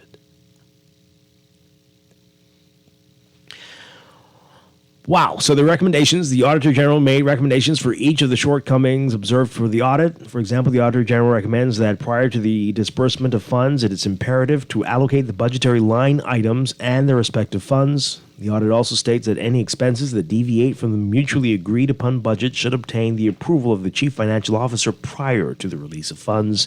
The audit adds that the LOC is strongly advised to ensure that its total expenses do not surpass its total income, and that it's imperative for the organization to have established effective control measures in place to ensure that any budget deficits remain within predetermined limits. The audit also says the recruitment of new staff members should involve a thorough interview and vetting process to assess their skills, contributions, and responsibilities within the organization, alongside agreed-upon compensation. It's anticipated that there will be a rise in organizational expenses in the months leading up to the games, but nevertheless, provision should have been made for contingency expenses in the budget planning phase as well. That's a lot. Wow. That's a lot. I don't even know where to begin. But along the process, who is responsible for the accountability and making sure that the expenses are adding up, keeping an eye on what's been spent, what's remaining to be spent?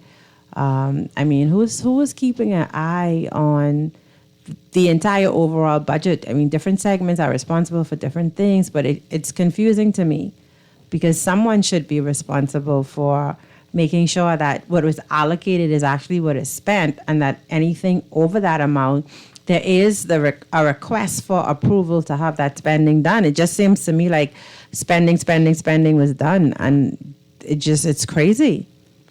Indeed. And then how do you hire staff for a particular thing and have them do something unrelated to the thing but still expense the salary? Who is responsible? How? But really? Right. I mean, I mean, come on. You know what happens around here.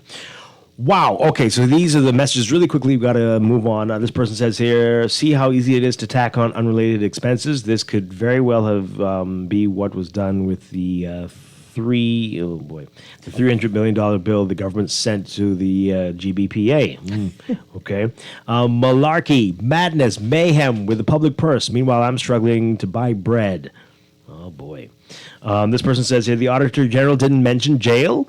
Well, that wouldn't be what he would. Right now the officials, other people need to decide what they're going to do with this information. After you read all those losses, I want to know this. Who will be arrested? Because that seems like gross mismanagement or even fraud. Boy. Wow. Okay, so we're going to have to leave that there. We got a lot to talk about with our guests. So we're going to pick this up in the days ahead. I'm sure there's going to be a lot more. And the spotlight is on now on us because we got another big event coming up. And how will the local organizing committee deal with this one? But good God, that's a lot. Okay, let's take a break. This is Morning Blend on Guardian Radio 96.9. Stay with us.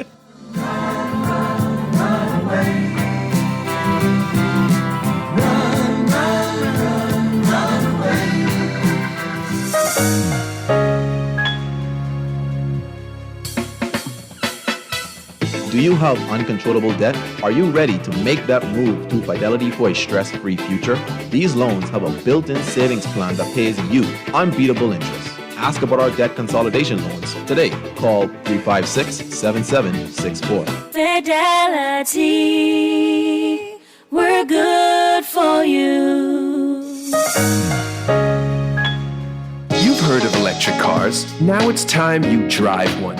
Easy Car Sales welcomes you to experience the power and prestige of the latest electric vehicles. Plug in at home for a 65% discount off your gas bill and never get stuck at the pump again. Build your dreams of a better future with a better car, the BYD EV. Visit easy242.com to book your free test drive today. Save your money while driving in style, only at Easy Car Sales. Screws and Fasteners World, Balfour Avenue and Palm Beach Street, has those hard-to-find fasteners for you right now. You can find stainless steel regular hex, carriage bolts, galvanized bolts, threaded rods, nails, self-tap screws, sex bolts, anchor bolts, turnbuckles, masonry tools, hand tools, and weed whacker strings. Check out the rope selection and car body fasteners, too. Special orders are welcome. It's your #1 fastener store. Screws and Fasteners World, Balfour Avenue and Palm Beach Streets. Call 326-1976. RBC is a bit for all of you. Life is full of twists, turns, and defining moments that create your own unique story. However your story unfolds, we're here to help guide you through it. From every big decision to every new adventure, RBC is a bit for all of you. Visit rbc.com/Caribbean/all of you. At Wendy's, we are different. We don't just use beef, it's fresh, never frozen. Our burgers are square because we never cut corners. Served hot off the grill with fresh lettuce, tomatoes, onions, and American cheese. We believe in fast food done right. Always serving fresh, never frozen beef. Order a hot, juicy Dave single, double, or triple. Made with fresh, never frozen beef. Now only at Wendy's. Different inside and out. In 2023, over 9 million visitors came to the Bahamas. This year, we plan on shattering that record. That's why tourism is everyone's business. Paradise is not only found in Nassau, but throughout our 16-island destination. No matter who you are or what you do, we all have a part to play in our tourism industry. This is our country. These are our islands. This is our home. That's why tourism is everyone's business. This is Guardian Radio 96.9 FM, Nassau, Bahamas.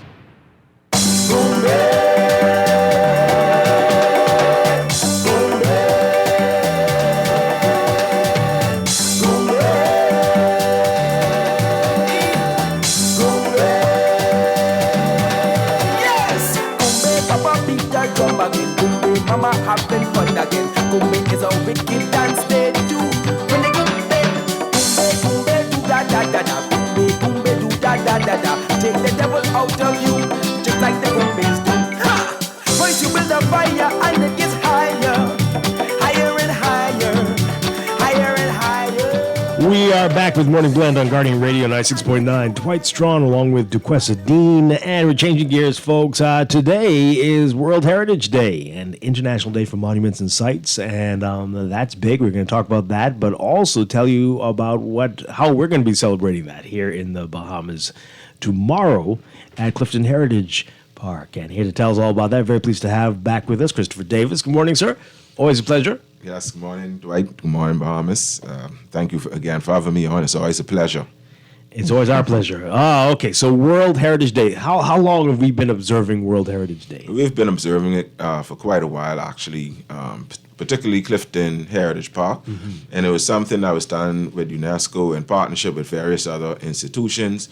And it's just about every nation, every group of people celebrating their heritage. This is a time when you visit monuments, historical sites, museums, and the like, or even go home to the family island, and visit your generational property, because even within our families, we all have our own heritage sites in the Bahamas. Oh, yeah. Mm-hmm. All right. So, how big is it here, though? It feels like it should be bigger than it is. Yeah, well, unfortunately, it's not that big. Mm-hmm. And, every time I come on, people always hear me rant and rave about how we, and I think everybody shares that feeling that we've been conditioned not to value our culture and our heritage, and to value that of others, particularly those from a Eurocentric, so-called Americanized standpoint, right?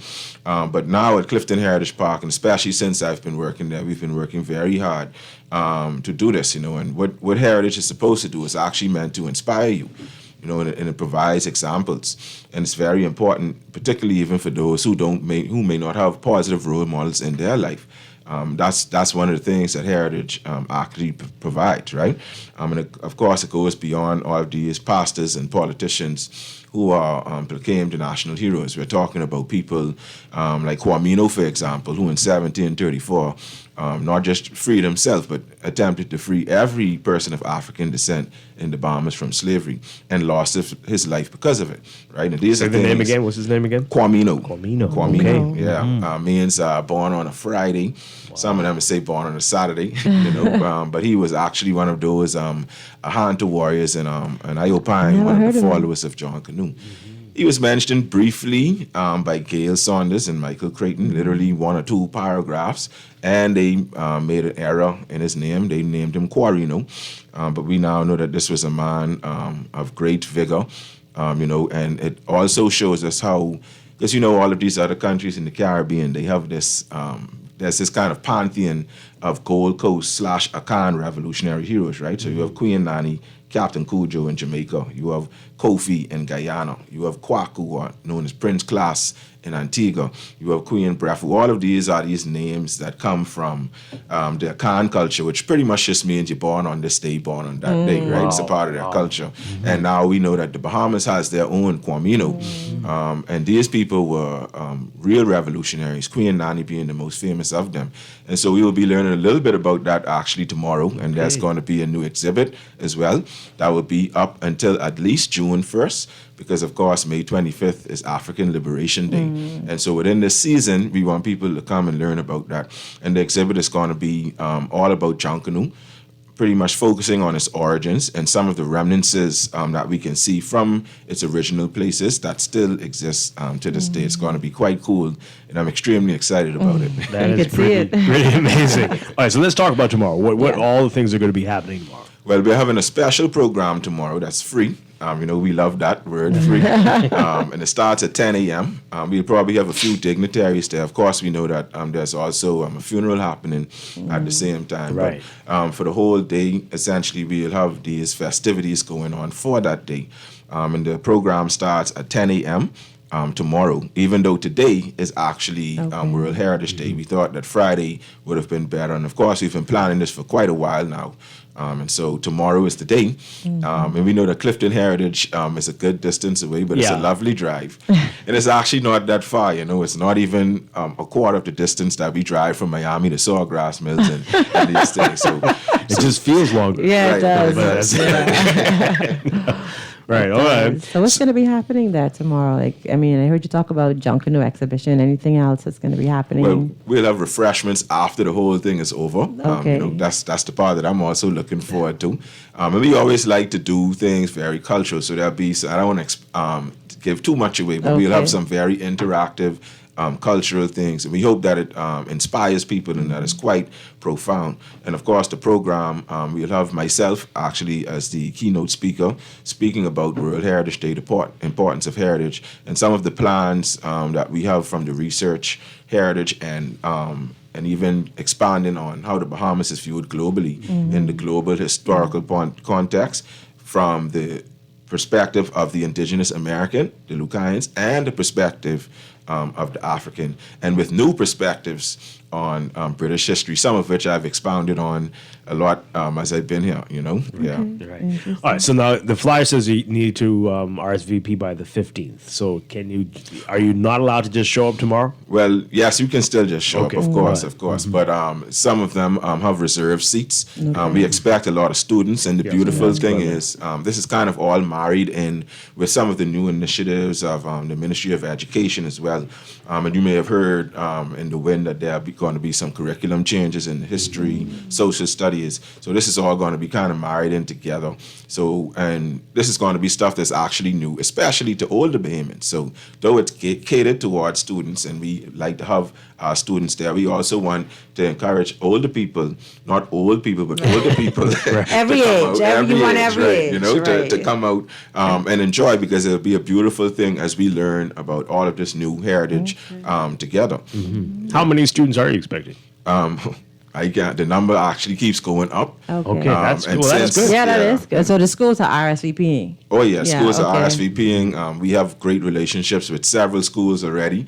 Even some schools on the eastern side of the island, they make it all the way out there to Clifton. And the students always enjoy it. And of course, it's not even just heritage. It's about conservation. It's about our natural history as well. And of course, we have the snorkel site. And what is, in my opinion, I don't want no one to chop me up for this, but what is, in my opinion, the best beach on the island, which is Johnstone Beach, right there at Clifton Heritage Park. Wow. So Chris, since today is International Heritage Day, that's correct, right? World Heritage Day. Well, some call it what you said as well. Okay, all right. And the festivities are tomorrow. There are some people who may not be able to attend tomorrow, and they may want to participate in observing this day. What are some recommendations that you may have? Where could they go? What could they do today if they want to, or Saturday if they want to, if they can't make tomorrow? Where could they go? We're sharing a brain. That was going to be my question, too. Okay, Chris. Well, certainly. Well, as I mentioned earlier, the exhibit will be up for quite a while. Okay. And so you will still be able to come out there and experience it. Of course, I'm there all the time, and we have some great tour guides who I love to shout out. We have Miss Pratt, Miss Benson, and then we have our new tour guide, Tucker Field, as well. All of them give excellent tours. Okay. And then I'm there for anybody who wants more information. I do tours too sometimes, it's something I enjoy to do. And it's just going to be something great. So at any time, the public can go on our website, tourcliftonheritage.com, check it out, sign up for tours, sign up for beach access. And the beautiful thing is you could even make it a whole day.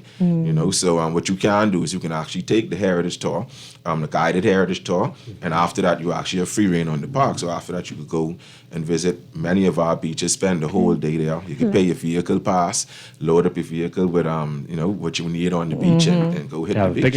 Oh yeah. All right, so you are representing Clifton Heritage Park, but you know a lot about the history of this country, of course. So are there other spots that you'd recommend people explore today or over the next few days? Oh yeah. Well, and this might be something that people wouldn't expect. A lot of us sort of already do it without even realizing, right?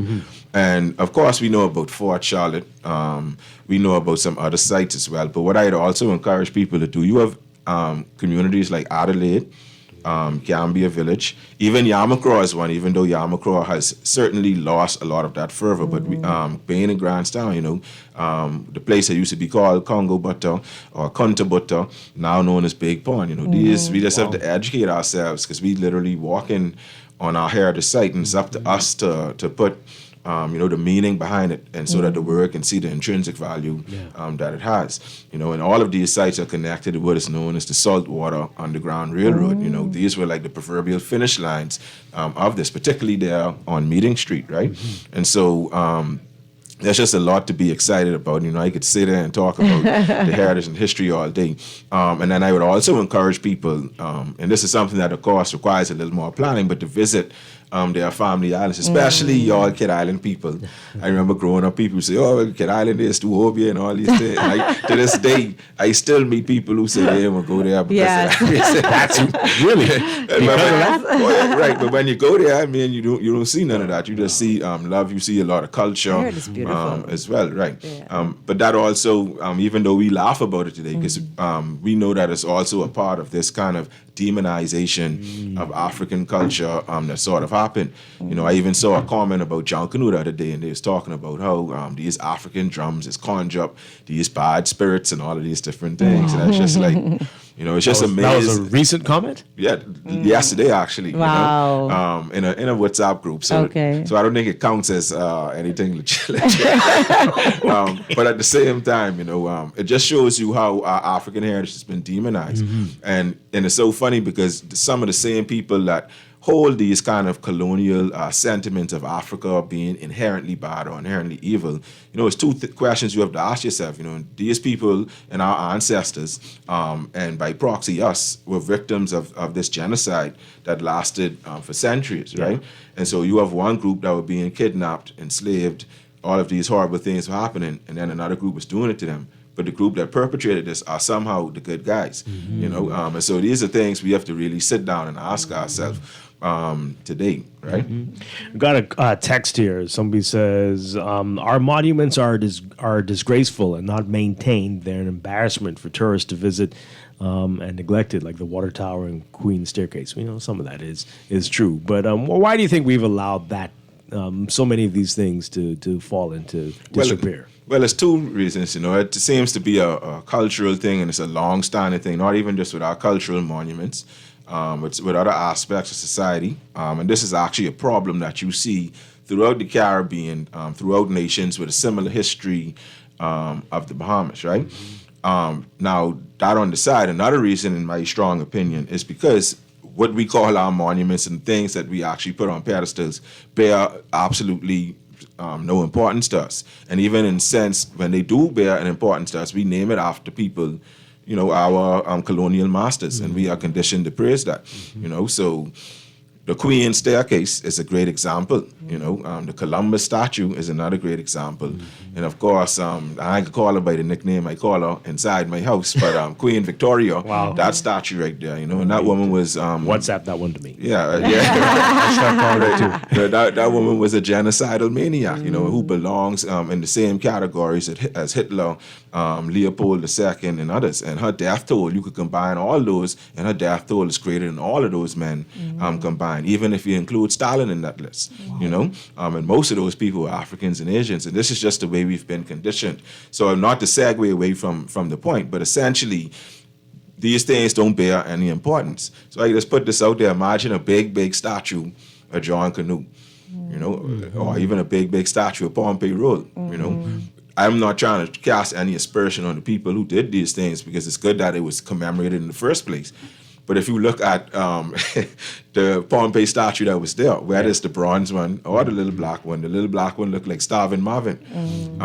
And just to make a comparison, I went to Jamaica recently, and neighborhood statues for neighborhood heroes dwarf our main statues that we have here. Yeah. And then sadly, of course, we have people like Queen Victoria, and then they have Milo Butler, which is just like a little bus. A man who weighed 300 pounds, had a big deep voice and imposing presence, have this little statue right there, So, and I think that at this point, many of us have a sentiment in moving some of these monuments. So I think that is another reason why some indirectly they've kind of gone in disrepair. Now, if that was someone we really felt close to and love, even though sadly a lot of us still love people like Queen Victoria, right?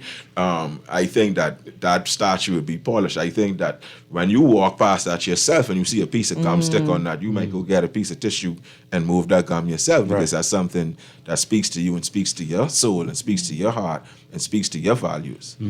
I mean, do you feel a movement? I mean, you talk like this, Chris Curry used to talk like that. We hear a few people here and there, but do you think there's a widespread movement to recognize these people who deserve this? Certainly do. Long even before I was born, I always have to shout this out.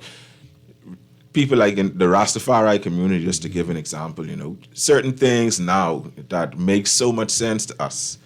Decolonizing the country on the whole, legalizing marijuana. These things people used to call them crazy for are now seen as progressive and bright ideas, and already happening in a lot of places, and we commending these places for it. So there's always been a movement, but I think that now, particularly from the historical side, there's definitely a movement, a cultural movement. Of course, the research that Sankofa Flamingo and I have done on John Canoe, people like Angelique McKay, who's just been leading this charge, people like Dr. Michael Pateman, now the well-deserved, in my opinion, culture ambassador of culture, museums, and heritage. So you have one fancy title,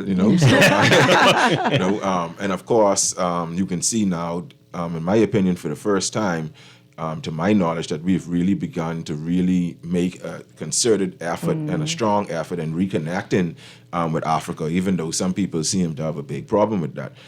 So we could do business with anyone in Europe, but when it's time to do business with Africa, there's still a little bit of naysayers, right?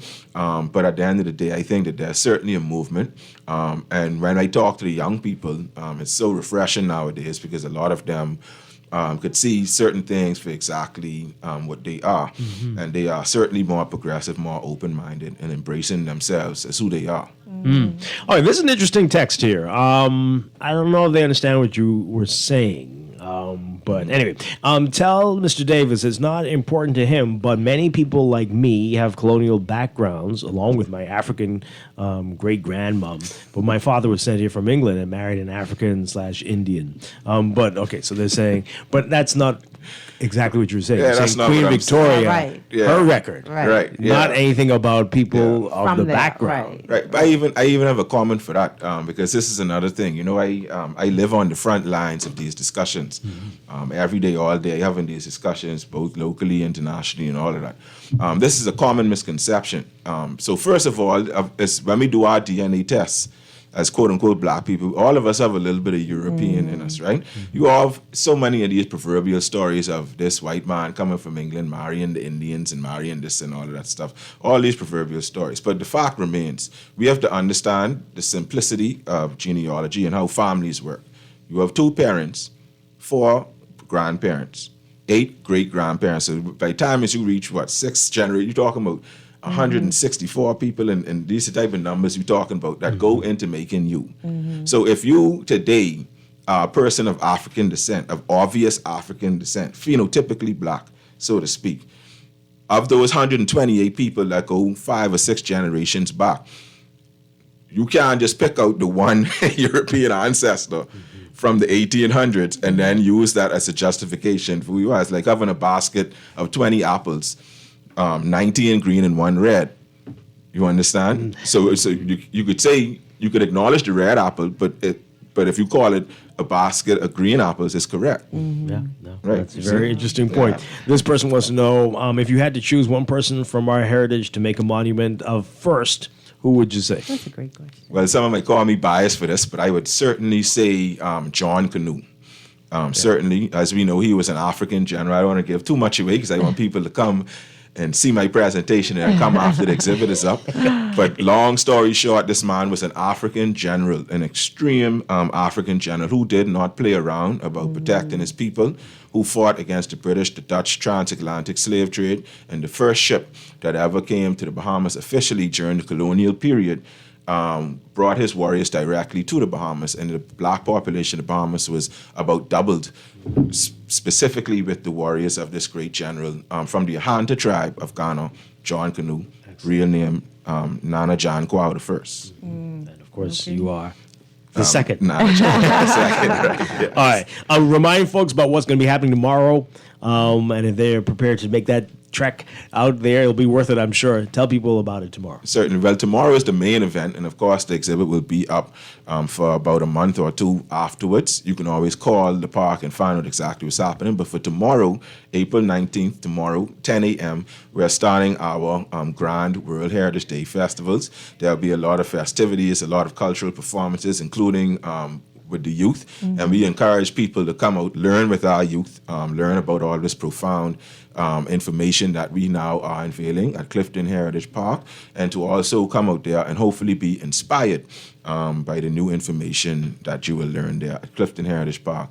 And of course, the event is free, and there'll be refreshments afterwards as well. And it's 10 to... We don't want to put a time just on 10 it, to. but Okay. no, it's not 10 to. But we expect it to end within an hour and a half or so. Okay, but it will, all day event. Right, but it will be kind of free flowing, you Right. know. And then even after the official program, of course, I'll still be around. The exhibit will still be Okay. there. Tour guides will still be giving tours as well. So anyone who wants to stick around for the day, even feel free. Well, can you extend it to Saturday? Too? I mean, because, tomorrow's a work day, so you may have a lot of people off, or you may have a lot of students coming in. But for those of us who are working tomorrow, like me, I'd love to come and be a part of all of the festivities, not just this guided tour. I want all of it on Saturday too.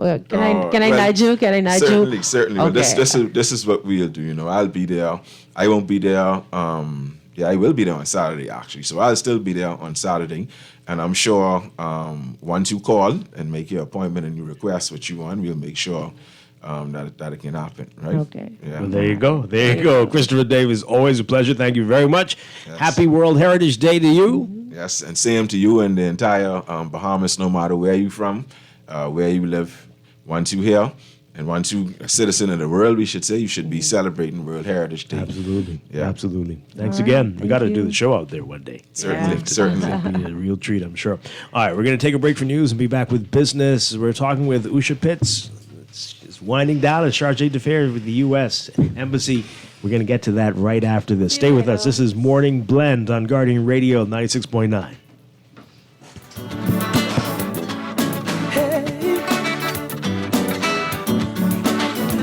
Skipping stones on the water, while moonbeams dance on the sea. Island breeze is blowing, your voice beckons me. Are you here with me, or up there amongst the stars? I can see you in heaven, playing your guitar. You were so gifted, your brothers couldn't see. But my heart you lifted, your music set me free.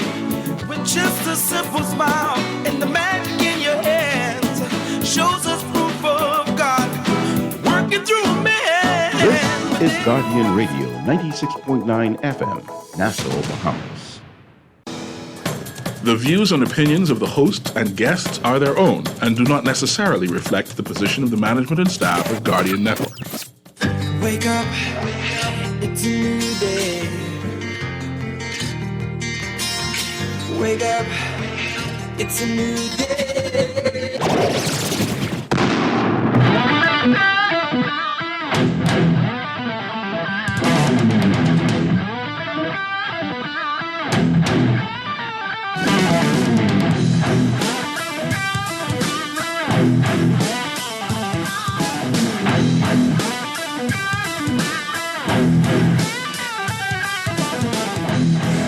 Good morning and welcome to Morning Blend Business on this Thursday, April 18th, 2024. Welcome back to our Morning Blend listeners. Once again, I'm Dwight Strachan along with DeQuessa Dean, and I'm not looking forward to this. This is sad for me.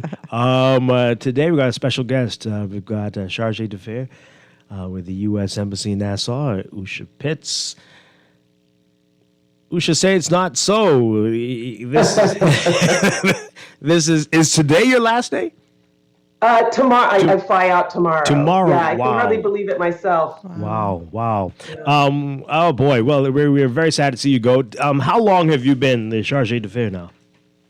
Well, I got here on Christmas Eve just over 3 years ago. So it's been a long tenure for a diplomat. We don't usually stay at post this long because what happens is then we tend to go local, as you can tell is already starting to happen to me. So that's why they move us along. Right. Okay. Wow. So where are you heading to now?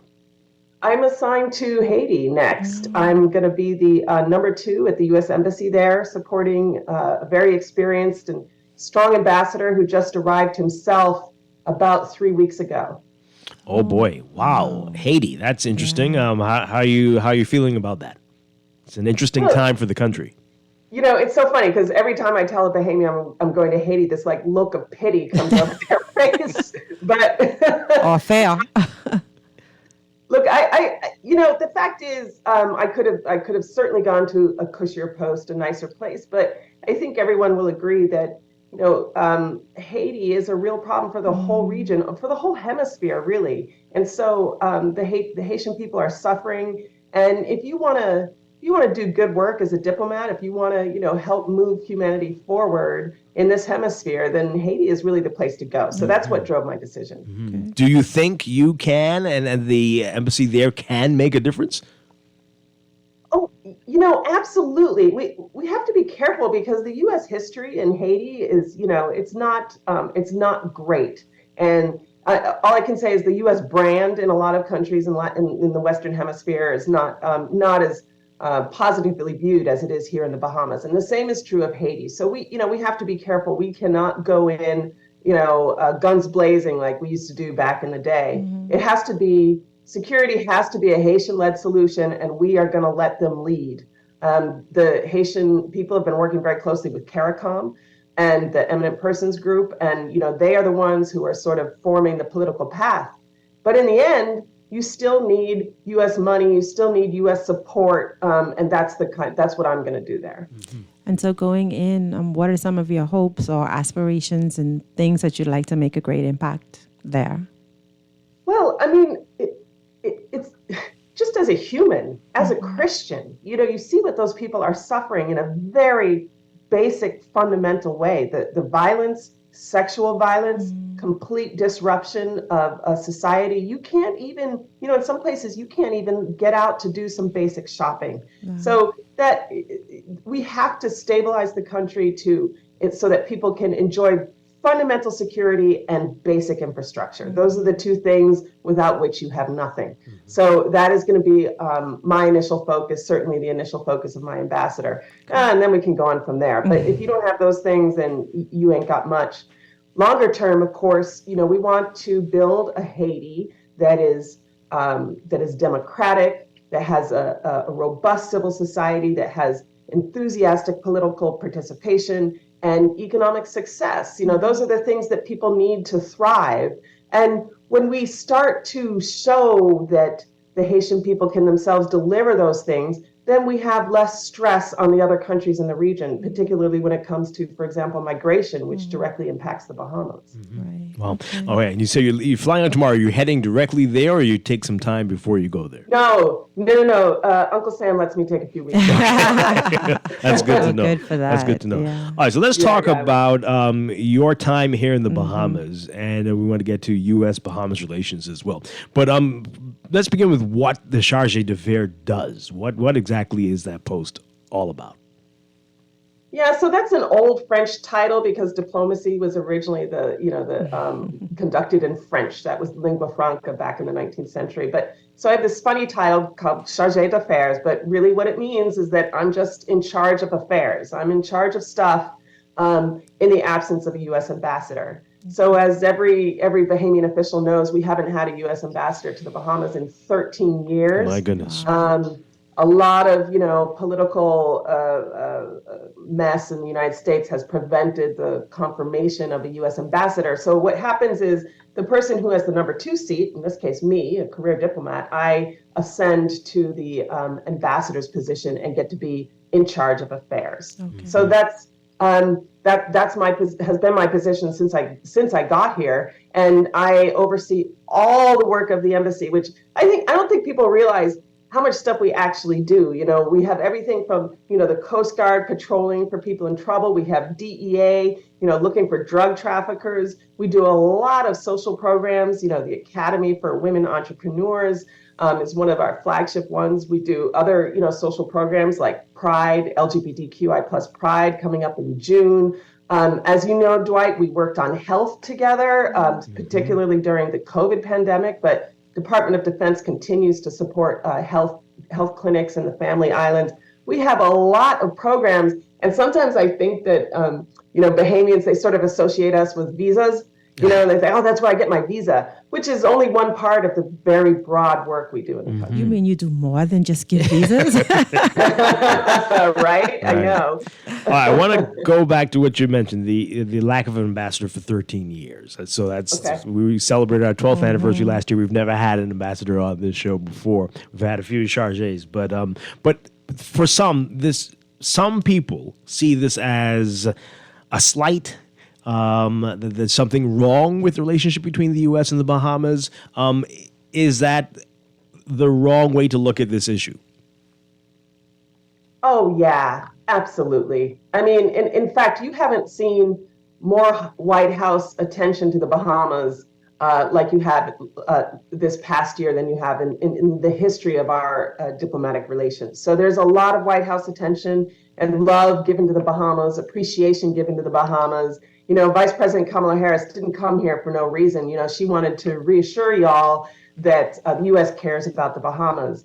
But, we have a political system that is, set up with checks and balances. And that means that just because the president wants to send an ambassador to the Bahamas, unless Congress supports that decision, the president can't do it. So there's these sort of basic political divisions, and you see it a lot in the U.S. news these days, where one branch of government wants to do one thing, and then the other branch is pushing back. And unfortunately, the Bahamas has fallen victim to those political vicissitudes, and that's why it hasn't happened. But I think anybody who doubts U.S. commitment to the Bahamas just needs to take a drive down Shirley Street and take a look at the new embassy building that's about to open in the coming weeks, and you'll see for sure what the U.S. commitment is all about. Any idea? We know this is an election year for the U.S. Any idea when there could be an advancement with an ambassador? Well, I think that's exactly the problem. The fact that it's an election year makes it all the more tumultuous in the United States, right? We don't know who's going to be elected president. We don't know whether, who that president wants representing them abroad. And so I would say there's nothing on the horizon for right now. We have a nominee. We've had a nominee for the Bahamas for, it's been almost 2 years now. And, he's never been confirmed. So it's not that we don't have somebody waiting to come. We do. But I don't think the elections are going to help the situation. Are there things that can't be done because there isn't an ambassador? I mean, can the Chargé just handle it all, or this would really make a difference if an ambassador were here? So Dwight, you're really asking me if I think I'm competent. Oh boy, not really, but I think you know what I mean. Well, listen, it's like this. An ambassador, they have the title of ambassador, so that always gives you a certain amount of clout when you are running around the country or running around the United States. You have been directly appointed by the president, so you've got some clout, some heft. If you need to push something up to the president in a pinch, you can probably do it. And that is, that would be a harder lift for me. Not that I can't, but it's a much harder lift because, I ain't hanging out with the president. So from that point of view, of course it helps. But from the other point of view is that when you have a chargé d'affaires, that person is always a career diplomat. So, I've got 27 years of diplomatic experience behind me, and I have brought that to every day that I go to work supporting the U.S.-Bahamian relationship. And, I enjoy a good relationship with your prime minister, with the opposition too. I haven't shied away from the role, and we've gotten a lot done despite the lack of having that title. I know that I think she's just been here 3 years now. So over the course of the last 3 years that you've been resident here in your capacity, what perhaps would you share with us human stories about maybe some of the best moments you've enjoyed or the greatest impacts that you've made here specifically? I heard you talk about I heard you talk about, all the other programs that you're running. But as you look over your term here, what would you share some of those human stories about making a difference here? Well, yeah, it's kind of interesting because there are lots of human stories, but they don't necessarily reflect your greatest accomplishments, right? Mm-hmm. So I think our greatest accomplishment happened very early in my tenure here and with the support of Morning Blend, because we built this partnership in the middle of the COVID pandemic to try to encourage Bahamians to get vaccinated. And so the United States, we provided about 300,000 vaccines, which was, incredible. But without the support of Bahamian partners, we weren't going to get those vaccines in people's arms. And so way back in that day, when Dwight, when you were promoting vaccines and promoting the vaccine lottery, that was really important to get people excited about getting vaccinated. We set up a situation. Made me public enemy number one. I did. But it was worth it. It was worth it. Yeah, but you also hosted Dr. Fauci on your show. Yes. I don't, Dr. Fauci didn't normally do international radio shows, and you had him, and those kinds of things, that kind of partnership that got Bahamians vaccinated and saved their lives. I mean, how you can't have a bigger accomplishment than that, right? Yeah, that was quite something. I want to thank you again for that and everybody who made that happen. But you definitely had a lot of fun here. Yeah. We've seen the pics. Let's talk about some of those moments. Yeah, sure. I mean, I became a huge fan of Eleuthera, and I have to be careful because Bahamians very defensive of their home island, right? So I got to be careful what I say. They were all beautiful, but I have to say, spending the time that I loved most was spending time in Governor's Harbor, because in Eleuthera, on this island that is, incredibly beautiful and culturally diverse and has all this history too. I love history. The old library in Governor's Harbor, the port where the mailboat would pull in, the old church. I just something about that particular location just really, really spoke to me, and it's probably one of my favorite spots in the Bahamas. Wow. Yeah, the other one is the West End of Grand Bahama. I've spent 2 Christmas Eves there now with my kids, my husband, and the West End of Grand Bahama used to be the place where a lot of Americans would go, like that during Prohibition. There'd be all this partying going on, and there was a big U.S. presence in West End and Grand Bahama. And I like going there and kind of recalling those days. It's a beautiful, beautiful spot, very close to America. Too. People are asking if you are thinking about coming back to retire in Eleuthera or in Grand Bahama. Is that a possibility? So who's calling for my retirement? I got work to do. In the future, I guess. In the future, yes. Yeah, I mean, look, the Bahamas is undeniably the most beautiful country in the world. I've visited, I think, a quarter of the world's countries. A quarter of them. Wow. And I've never been a place as beautiful as this. So, I'd be a fool if I didn't want to retire here someday. Wow. All right, so I'm not familiar with this, but maybe you are. This person's asking, can you talk about preclearance in Freeport? Is there any chance that will not that will be returned once Freeport Airport is completed? What can you tell us about this? Listen, it's one of those things. You can't say never, because we have a history of preclearance in Grand Bahama, and there's always the possibility that CBP preclearance could return to Grand Bahama if the conditions lined up. Now, some of those conditions don't currently exist, like an airport where preclearance could operate, right? The other issue is domestic concerns in the United States. As anybody who's following the news, we have huge migration pressures on our southwest border with Mexico. It's absorbing a lot of CBP energy and personnel, so they don't have a lot of staffing. And so, issues like this are huge barriers to the return of preclearance to Grand Bahama. Now, like I say, conditions could change, so 5 years from now, maybe migration pressures are different and we have more staff, CBP staff are available. Maybe there's an airport in Grand Bahama where they could operate out of. And, it's always possible. So that history of having had CBP here before could certainly support the return someday. Right now, we don't have the conditions for it. Well, all right. I got to ask you about this. Deputy Prime Minister Cooper, speaking at a UN forum, talked about the problems travel advisors can have on small countries like this. Want to get your reaction to it, especially what happened earlier this year when the murder rate went. We had that spree of murders. And of course, the U.S., which was no surprise, U.S. issued a travel advisory. But Airbnb operators in some of the hotels reported a drop in people staying with them. And so that was used as an example of how harmful these can be.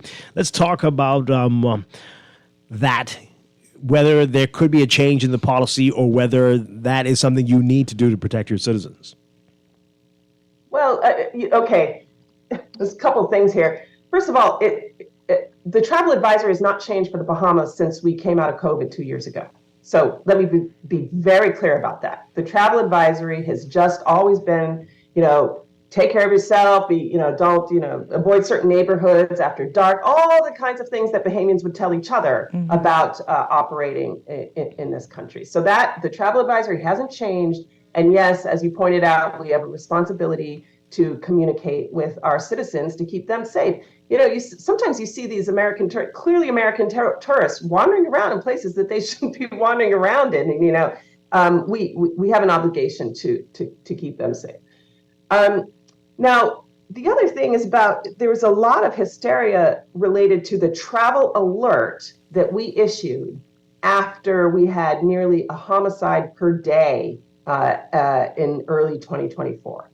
I don't think anybody would deny that the homicide rate ticked up and that we had an obligation to warn U.S. citizens about where these homicides were occurring and how they could avoid becoming the victims of crossfire or some other situation. So we issued a travel alert telling them about that. Everything else that happened about all the hysteria that generated, I can't take responsibility for that. I can only do my job, which is to protect American citizens. And I think the bigger question here is what kind of social issues caused a situation where we had that huge uptick in violence. That is a real problem, and that is actually the real problem, not the travel alert itself. You know what I mean? Yeah.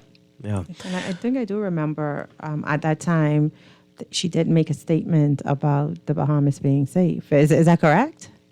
No, somebody asked me if I was concerned about safety in the Bahamas, and I am not personally concerned about safety in the Bahamas. But you know what? I've been living here for 3.5 years. Right. I'm not some cruise ship passenger that wanders off the boat and then stays out too late, goes to a neighborhood they shouldn't go to because they're having a good time, and then gets into trouble. That happens all the time, and it's incumbent upon the embassy to support these people when they get into trouble. We have Americans who are victims of sexual assault, good old-fashioned regular assault. I mean, honestly, not a week goes by that we don't have to support an American citizen in some way. So yeah, we have to warn them. Let me ask you this. I hope you can answer. Are there issues for which the Bahamas and the United States are not seeing eye to eye as it relates to the Bahamas that you're working on, that you're hoping will continue to be worked on? Can you say? Well, sure. I mean, first of all, the United States and the Bahamas, we agree on 99% of issues because we're both democracies. We believe in free markets. We believe in free societies and freedoms of speech and other political rights. So when you have that sort of philosophical overlap, there's very few other things that you are going to disagree on. So of course, every once in a while something comes up, and then at that point it becomes a negotiation between, say, me and your foreign minister, or the foreign minister and his diplomats abroad. But it rarely happens. I think the one issue that has been repeatedly raised that we need to continue working on is the issue of gun trafficking. The prime minister is very exercised on this. It's a problem that he can't directly control because guns are not made in the Bahamas. They are trafficked to the Bahamas. So it really requires intense bilateral cooperation to control it. But again, this is not something that we disagree on. It's just something that we need to keep working on. And to those who are seeing the how do I put this? The United States and China in a sort of competition for the Bahamas. What do you say to people who think there is this one-upmanship going on and that we might be of political football here? What do you say to that? Oh, I would say that is an oversimplification of the situation. I mean, it's easy to say, oh, it's the United States against China and we're caught in the middle. That is not what's going on here at all. And I enjoyed very collegial relationships with the Chinese ambassador who just left. You know, we were good buddies. We got along well. She was a true professional, and so you know it's a bit of a false scenario to say that there's this kind of Cold War going on in Bahamian soil. That's not what's happening. So what is happening? Although some Americans are pushing that more than even Bahamians, though, as I'm sure you're aware. Well, I also think they're oversimplifying the situation. You know, I studied China, was preparing to be assigned to China. I speak Mandarin. I'm very familiar with that culture, and so no, that is not what's happening. If you take even a tiny look at the situation, there's much more complex things at play here. And I want to point out though that the Bahamas is in a little bit of a different situation from other countries because the Bahamas is right next to the United States. So you are right alongside our southeast border, which means there are security issues that the United States are going to be very concerned about and is going to work very closely with the Bahamas on. But it's not just about whether there's a Chinese presence off our southeast border. It's also whether, you know, criminals, transnational criminal organizations are using the Bahamas to access the United States, right? It's whether terrorists would access the Bahamas would use the Bahamas to access the United States. So in general, when we're talking about those larger security issues, the Bahamas is in kind of a unique position, and that's why I work very, very closely with Commissioner Fernander, Minister Monroe, and the Commodore King on a whole panoply of issues that are very broad. Yeah. Some of those issues, I'm sure, involve drug smuggling, drug trafficking. Oh, yes. I want to ask you about that with the Bahamas moving toward legalizing medicinal cannabis, but some people pushing for recreational, and that is going to change a lot of the dynamics when it comes to marijuana and moving marijuana throughout the country. As you mentioned it earlier, the DEA and the DEU and the Coast Guard and the Defense Force working closely, and the police force. What changes will have to come about as a result of legalization and decriminalization here in this country? Yeah, okay. I mean, the foundation of the modern bilateral relationship between the United States and the Bahamas, it was on the drug wars of the 1980s, right? That's when the cocaine flows were coming up using the Bahamas as stepping stones into the United States. And it was there in the early 80s that the U.S. and the Bahamas got serious about controlling these traffickers who were directly hurting the United States and indirectly undermining the political system and budding democracy in the Bahamas, right? So that's really where the relationship was birthed. And so, but a lot has changed since then, since the early 80s, 40 years ago now that Operation Bahamas Turks and Caicos, OPBAT, was established to stem cocaine flows. Mm-hmm. But, look at where we are in 2024. It's not just cocaine anymore. It's opioids. Mm-hmm. It's precursor chemicals to make opioids, right? It's the guns trafficking that I already mentioned.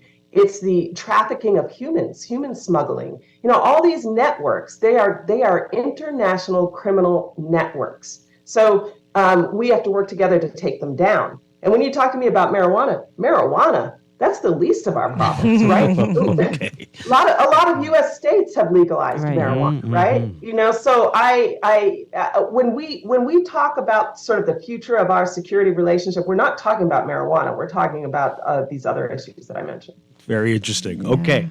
All right. You mentioned the big, beautiful embassy. So will you be here? You're going to be gone for the opening, or are you coming back? I know. It's heartbreaking, isn't it? I saw that thing when it was a hole in the ground, and now it's this beautiful, beautiful LEED certified environmental building overlooking Nassau Harbor, and I will never set foot inside my office. Has the person who's been identified as your who's going to try to come and fill your shoes been identified, and can you say when they'll be? Yes, she has. Yeah? Yes, she has. Can you tell us a little about her? Yeah, she'll be here later this summer, and of course, I will recommend that she immediately do a introduction with you all on Morning Blend. I think that would be great. Wonderful.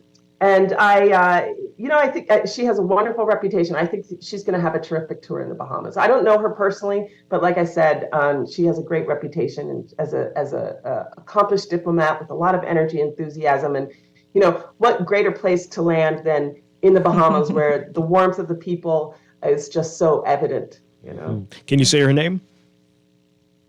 Yes, her name is Kim Furnish. Okay, wonderful. Yeah. And, she will arrive later in the summer. We will, of course, have interim charges, keeping, you know, like I say, being in charge of stuff in the interim. But she will arrive later in the summer. Wonderful. And what is the date for the opening of the embassy? You say it's a few weeks, but what's the date we're looking at right now? You know, I started reporting the date, but then it kept changing, so I have to stop doing it because I look like a dum-dum when I keep changing it. So let me not say, but suffice to say that you know I've been in it, you know, walked around it, like the lights are on, the elevators are working, you know, it's imminent. Okay. All right. We got only a few minutes left. So what are you gonna miss the most? And is it conch salad? Yeah, tropical conch salad from Dino's. That's pretty good. I like that. What am I going to miss the most? You know, I mentioned the warmth of the people. I just have had so many wonderful interactions with Bahamians. You know, they've been so good to me no matter where I go. And I love to adventure, right? So I'm always traveling around. So whether I'm deep in the hood or way down in Great Anagua, I have encountered wonderful people. And the reason I say this, because Bahamians are used to that. Bahamians know that they're warm and wonderful. But I'm saying this because, like I said, I've been to a lot of countries in the world, about a quarter of the world's countries. And you don't meet nice people everywhere you go like you do in the Bahamas. And so, honestly, that's what I'm going to take with me in my heart. Not everybody thinks it's the beautiful seas, but it isn't. It's the warmth of the people. Wow. Lucia Pitts, we are going to miss you so much. People are texting in. Some of my co-hosts are saying it as well. Chester Robart said to tell you hi. And everybody, it's been so wonderful working with you. And thank you so much for your service here, and we wish you all the best. We hope you keep in touch. We hope you pop in once in a while. You're always welcome here in the Bahamas, but thank you. Thank you very much. Thank you so much. Yeah, and let me thank you too, Dwight, because you've been such a wonderful partner to me and to the embassy. I mean, just even the conversation you were having right before I came on, you know, it's just fascinating. It's a great show. I've learned a lot from you, and I really appreciate what a sort of measured and sensible approach you take to both domestic and international issues. So you do a great job. Thank you for being a tremendous journalist. Oh, wow. Thank you. We really appreciate it. We will miss you, but take care. Take care. Okay. All right. Thank you so much. Safe transition. Take care, Morning Blend. Thank you very much. Sunny mornings. I'm going to put this in a commercial. You don't know what you've done. This is going in a promo. But thank you. Take care. All right. Let's take a break, folks. We'll be back with Morning Blend Business in more in just a bit.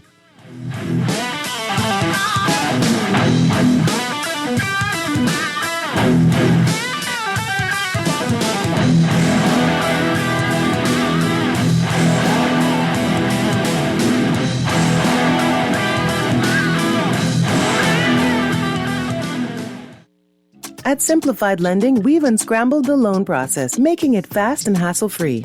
Personal, business, medical. You apply, we'll reply in as little as 24 hours. Call us today at 603-1730 or stop by Simplified Lending in the R&D Plaza on JFK Drive. Simplified Lending for simplified living. Simplified Lending for simplified living.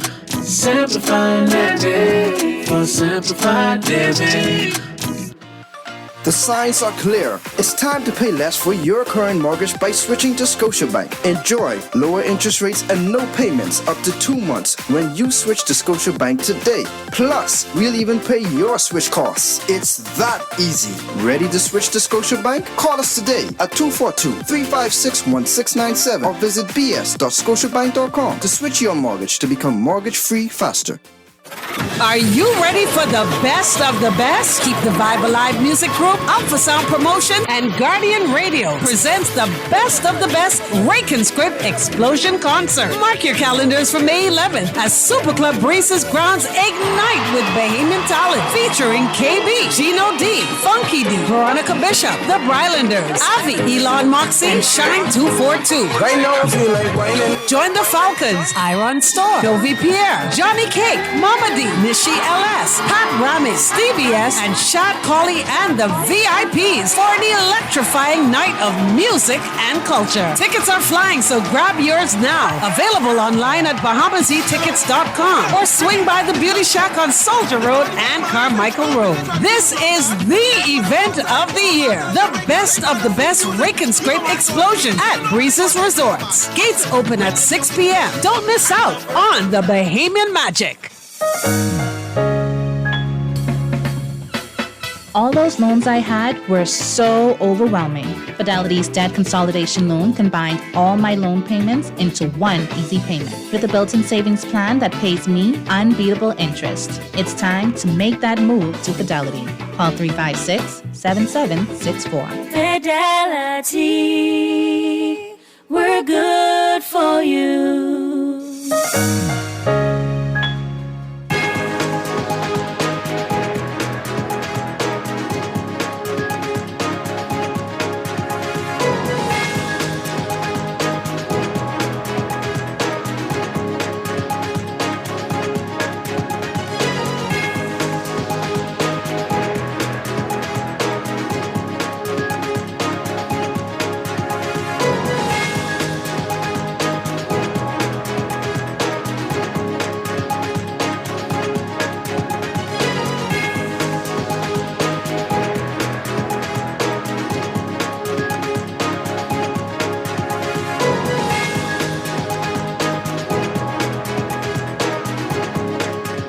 It is time for your morning business report brought to you by CFAL.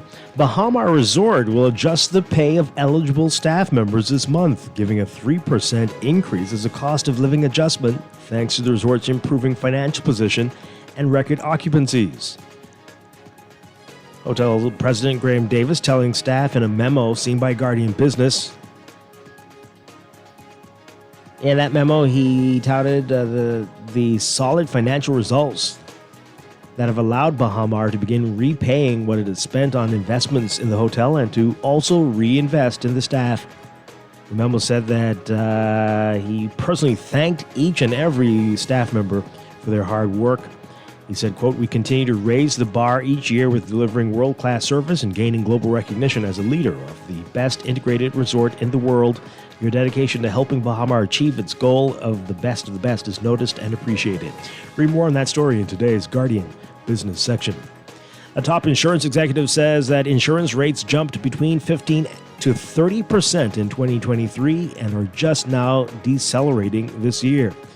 President of the Bahamas Insurance Brokers Association, Bruce Ferguson, telling Guardian Business that the increase in insurance rates in 2024 is averaging 5%, which he said is good, noting that he hopes that rates will go in the other direction in 2025. The projected busy hurricane season is the main reason why rates are still climbing slightly. There is little that insurance companies can do about it aside from getting or being patient and hoping that a major storm does not hit any of the major islands.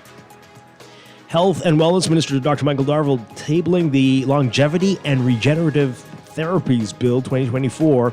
The bill will repeal and replace the country's Stem Cell Research and Therapy Act 2013, while also paving the way for more successes in medical tourism. Darville, who also provided a contribution on the bill and its merits to the House of Assembly yesterday, said stem cell research and therapies have advanced astronomically. You can read more about that again in today's Guardian business section. Unions for BTC are eyeing industrial action amid industrial agreement and negotiations, claiming the telecommunications company has no compassion related to recent terminations and alleged unsafe working environments. President of the BCPOU, the Communications and Public Officers Union, Sherry Benjamin, telling Guardian Business that the union is exploring all options and is not taking anything off the table with regard to industrial action against the company for the termination of line staff, managerial staff, and a lack of industrial agreement. The union stands in solidarity with the Bahamas Communications and Public Managers Union amid a fresh push to ensure workplace safety and new industrial agreements for both unions. And Alaska Airlines software upgrade leading the FAA to ground all Alaska Airlines flights yesterday. That grounding did not affect the airline's flights to the Bahamas, though, according to Director of Aviation Dr. Kenneth Romer. While Alaska Airlines has ceased its Seattle to Nassau route, it is still operating a direct flight from LAX to Nassau.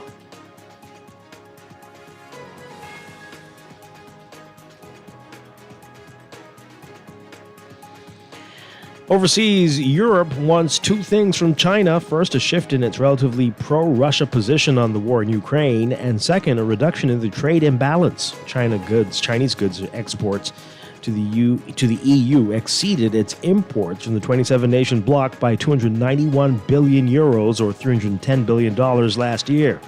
It's not clear if it will get very far on either fronts. German Chancellor Olaf Scholz becoming the latest European leader to leave China with promises to talk, but little more. The Chinese statements on his meetings in Beijing this week didn't appear to give ground on the issues that divide the EU and China. There is some reason for hope, though.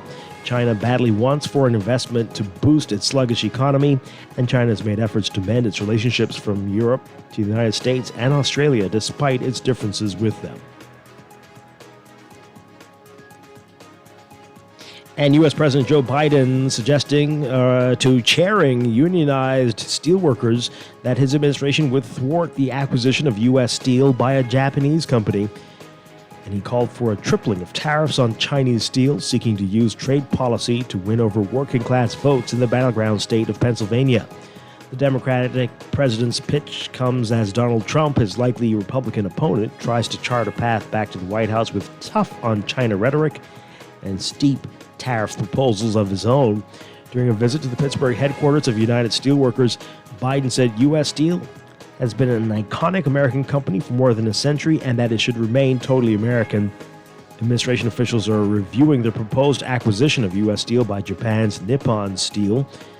And Biden last month said that he would oppose the deal, saying it was vital for it to remain an American steel company that is domestically owned and operated. Closer to home in your Market Watch, recapping trading on the BISX from Wednesday. Your market movers, APD Limited moving 373 shares, closing unchanged at 41.19. Commonwealth Bank moving 4,000, down 2 cents to 5.30. Galena Holdings moving 660, unchanged at 11.20. J.S. Johnson moving 105, unchanged at 15.84. Consolidated Water down 2 cents to 4.78. Emira Incorporated down 2 cents to 8.24. The BISX All-Share Index closing at 2,875.14, down 0.06. That's your Market Watch, and that is your morning business report brought to you by CFAL, growing wealth for future generations.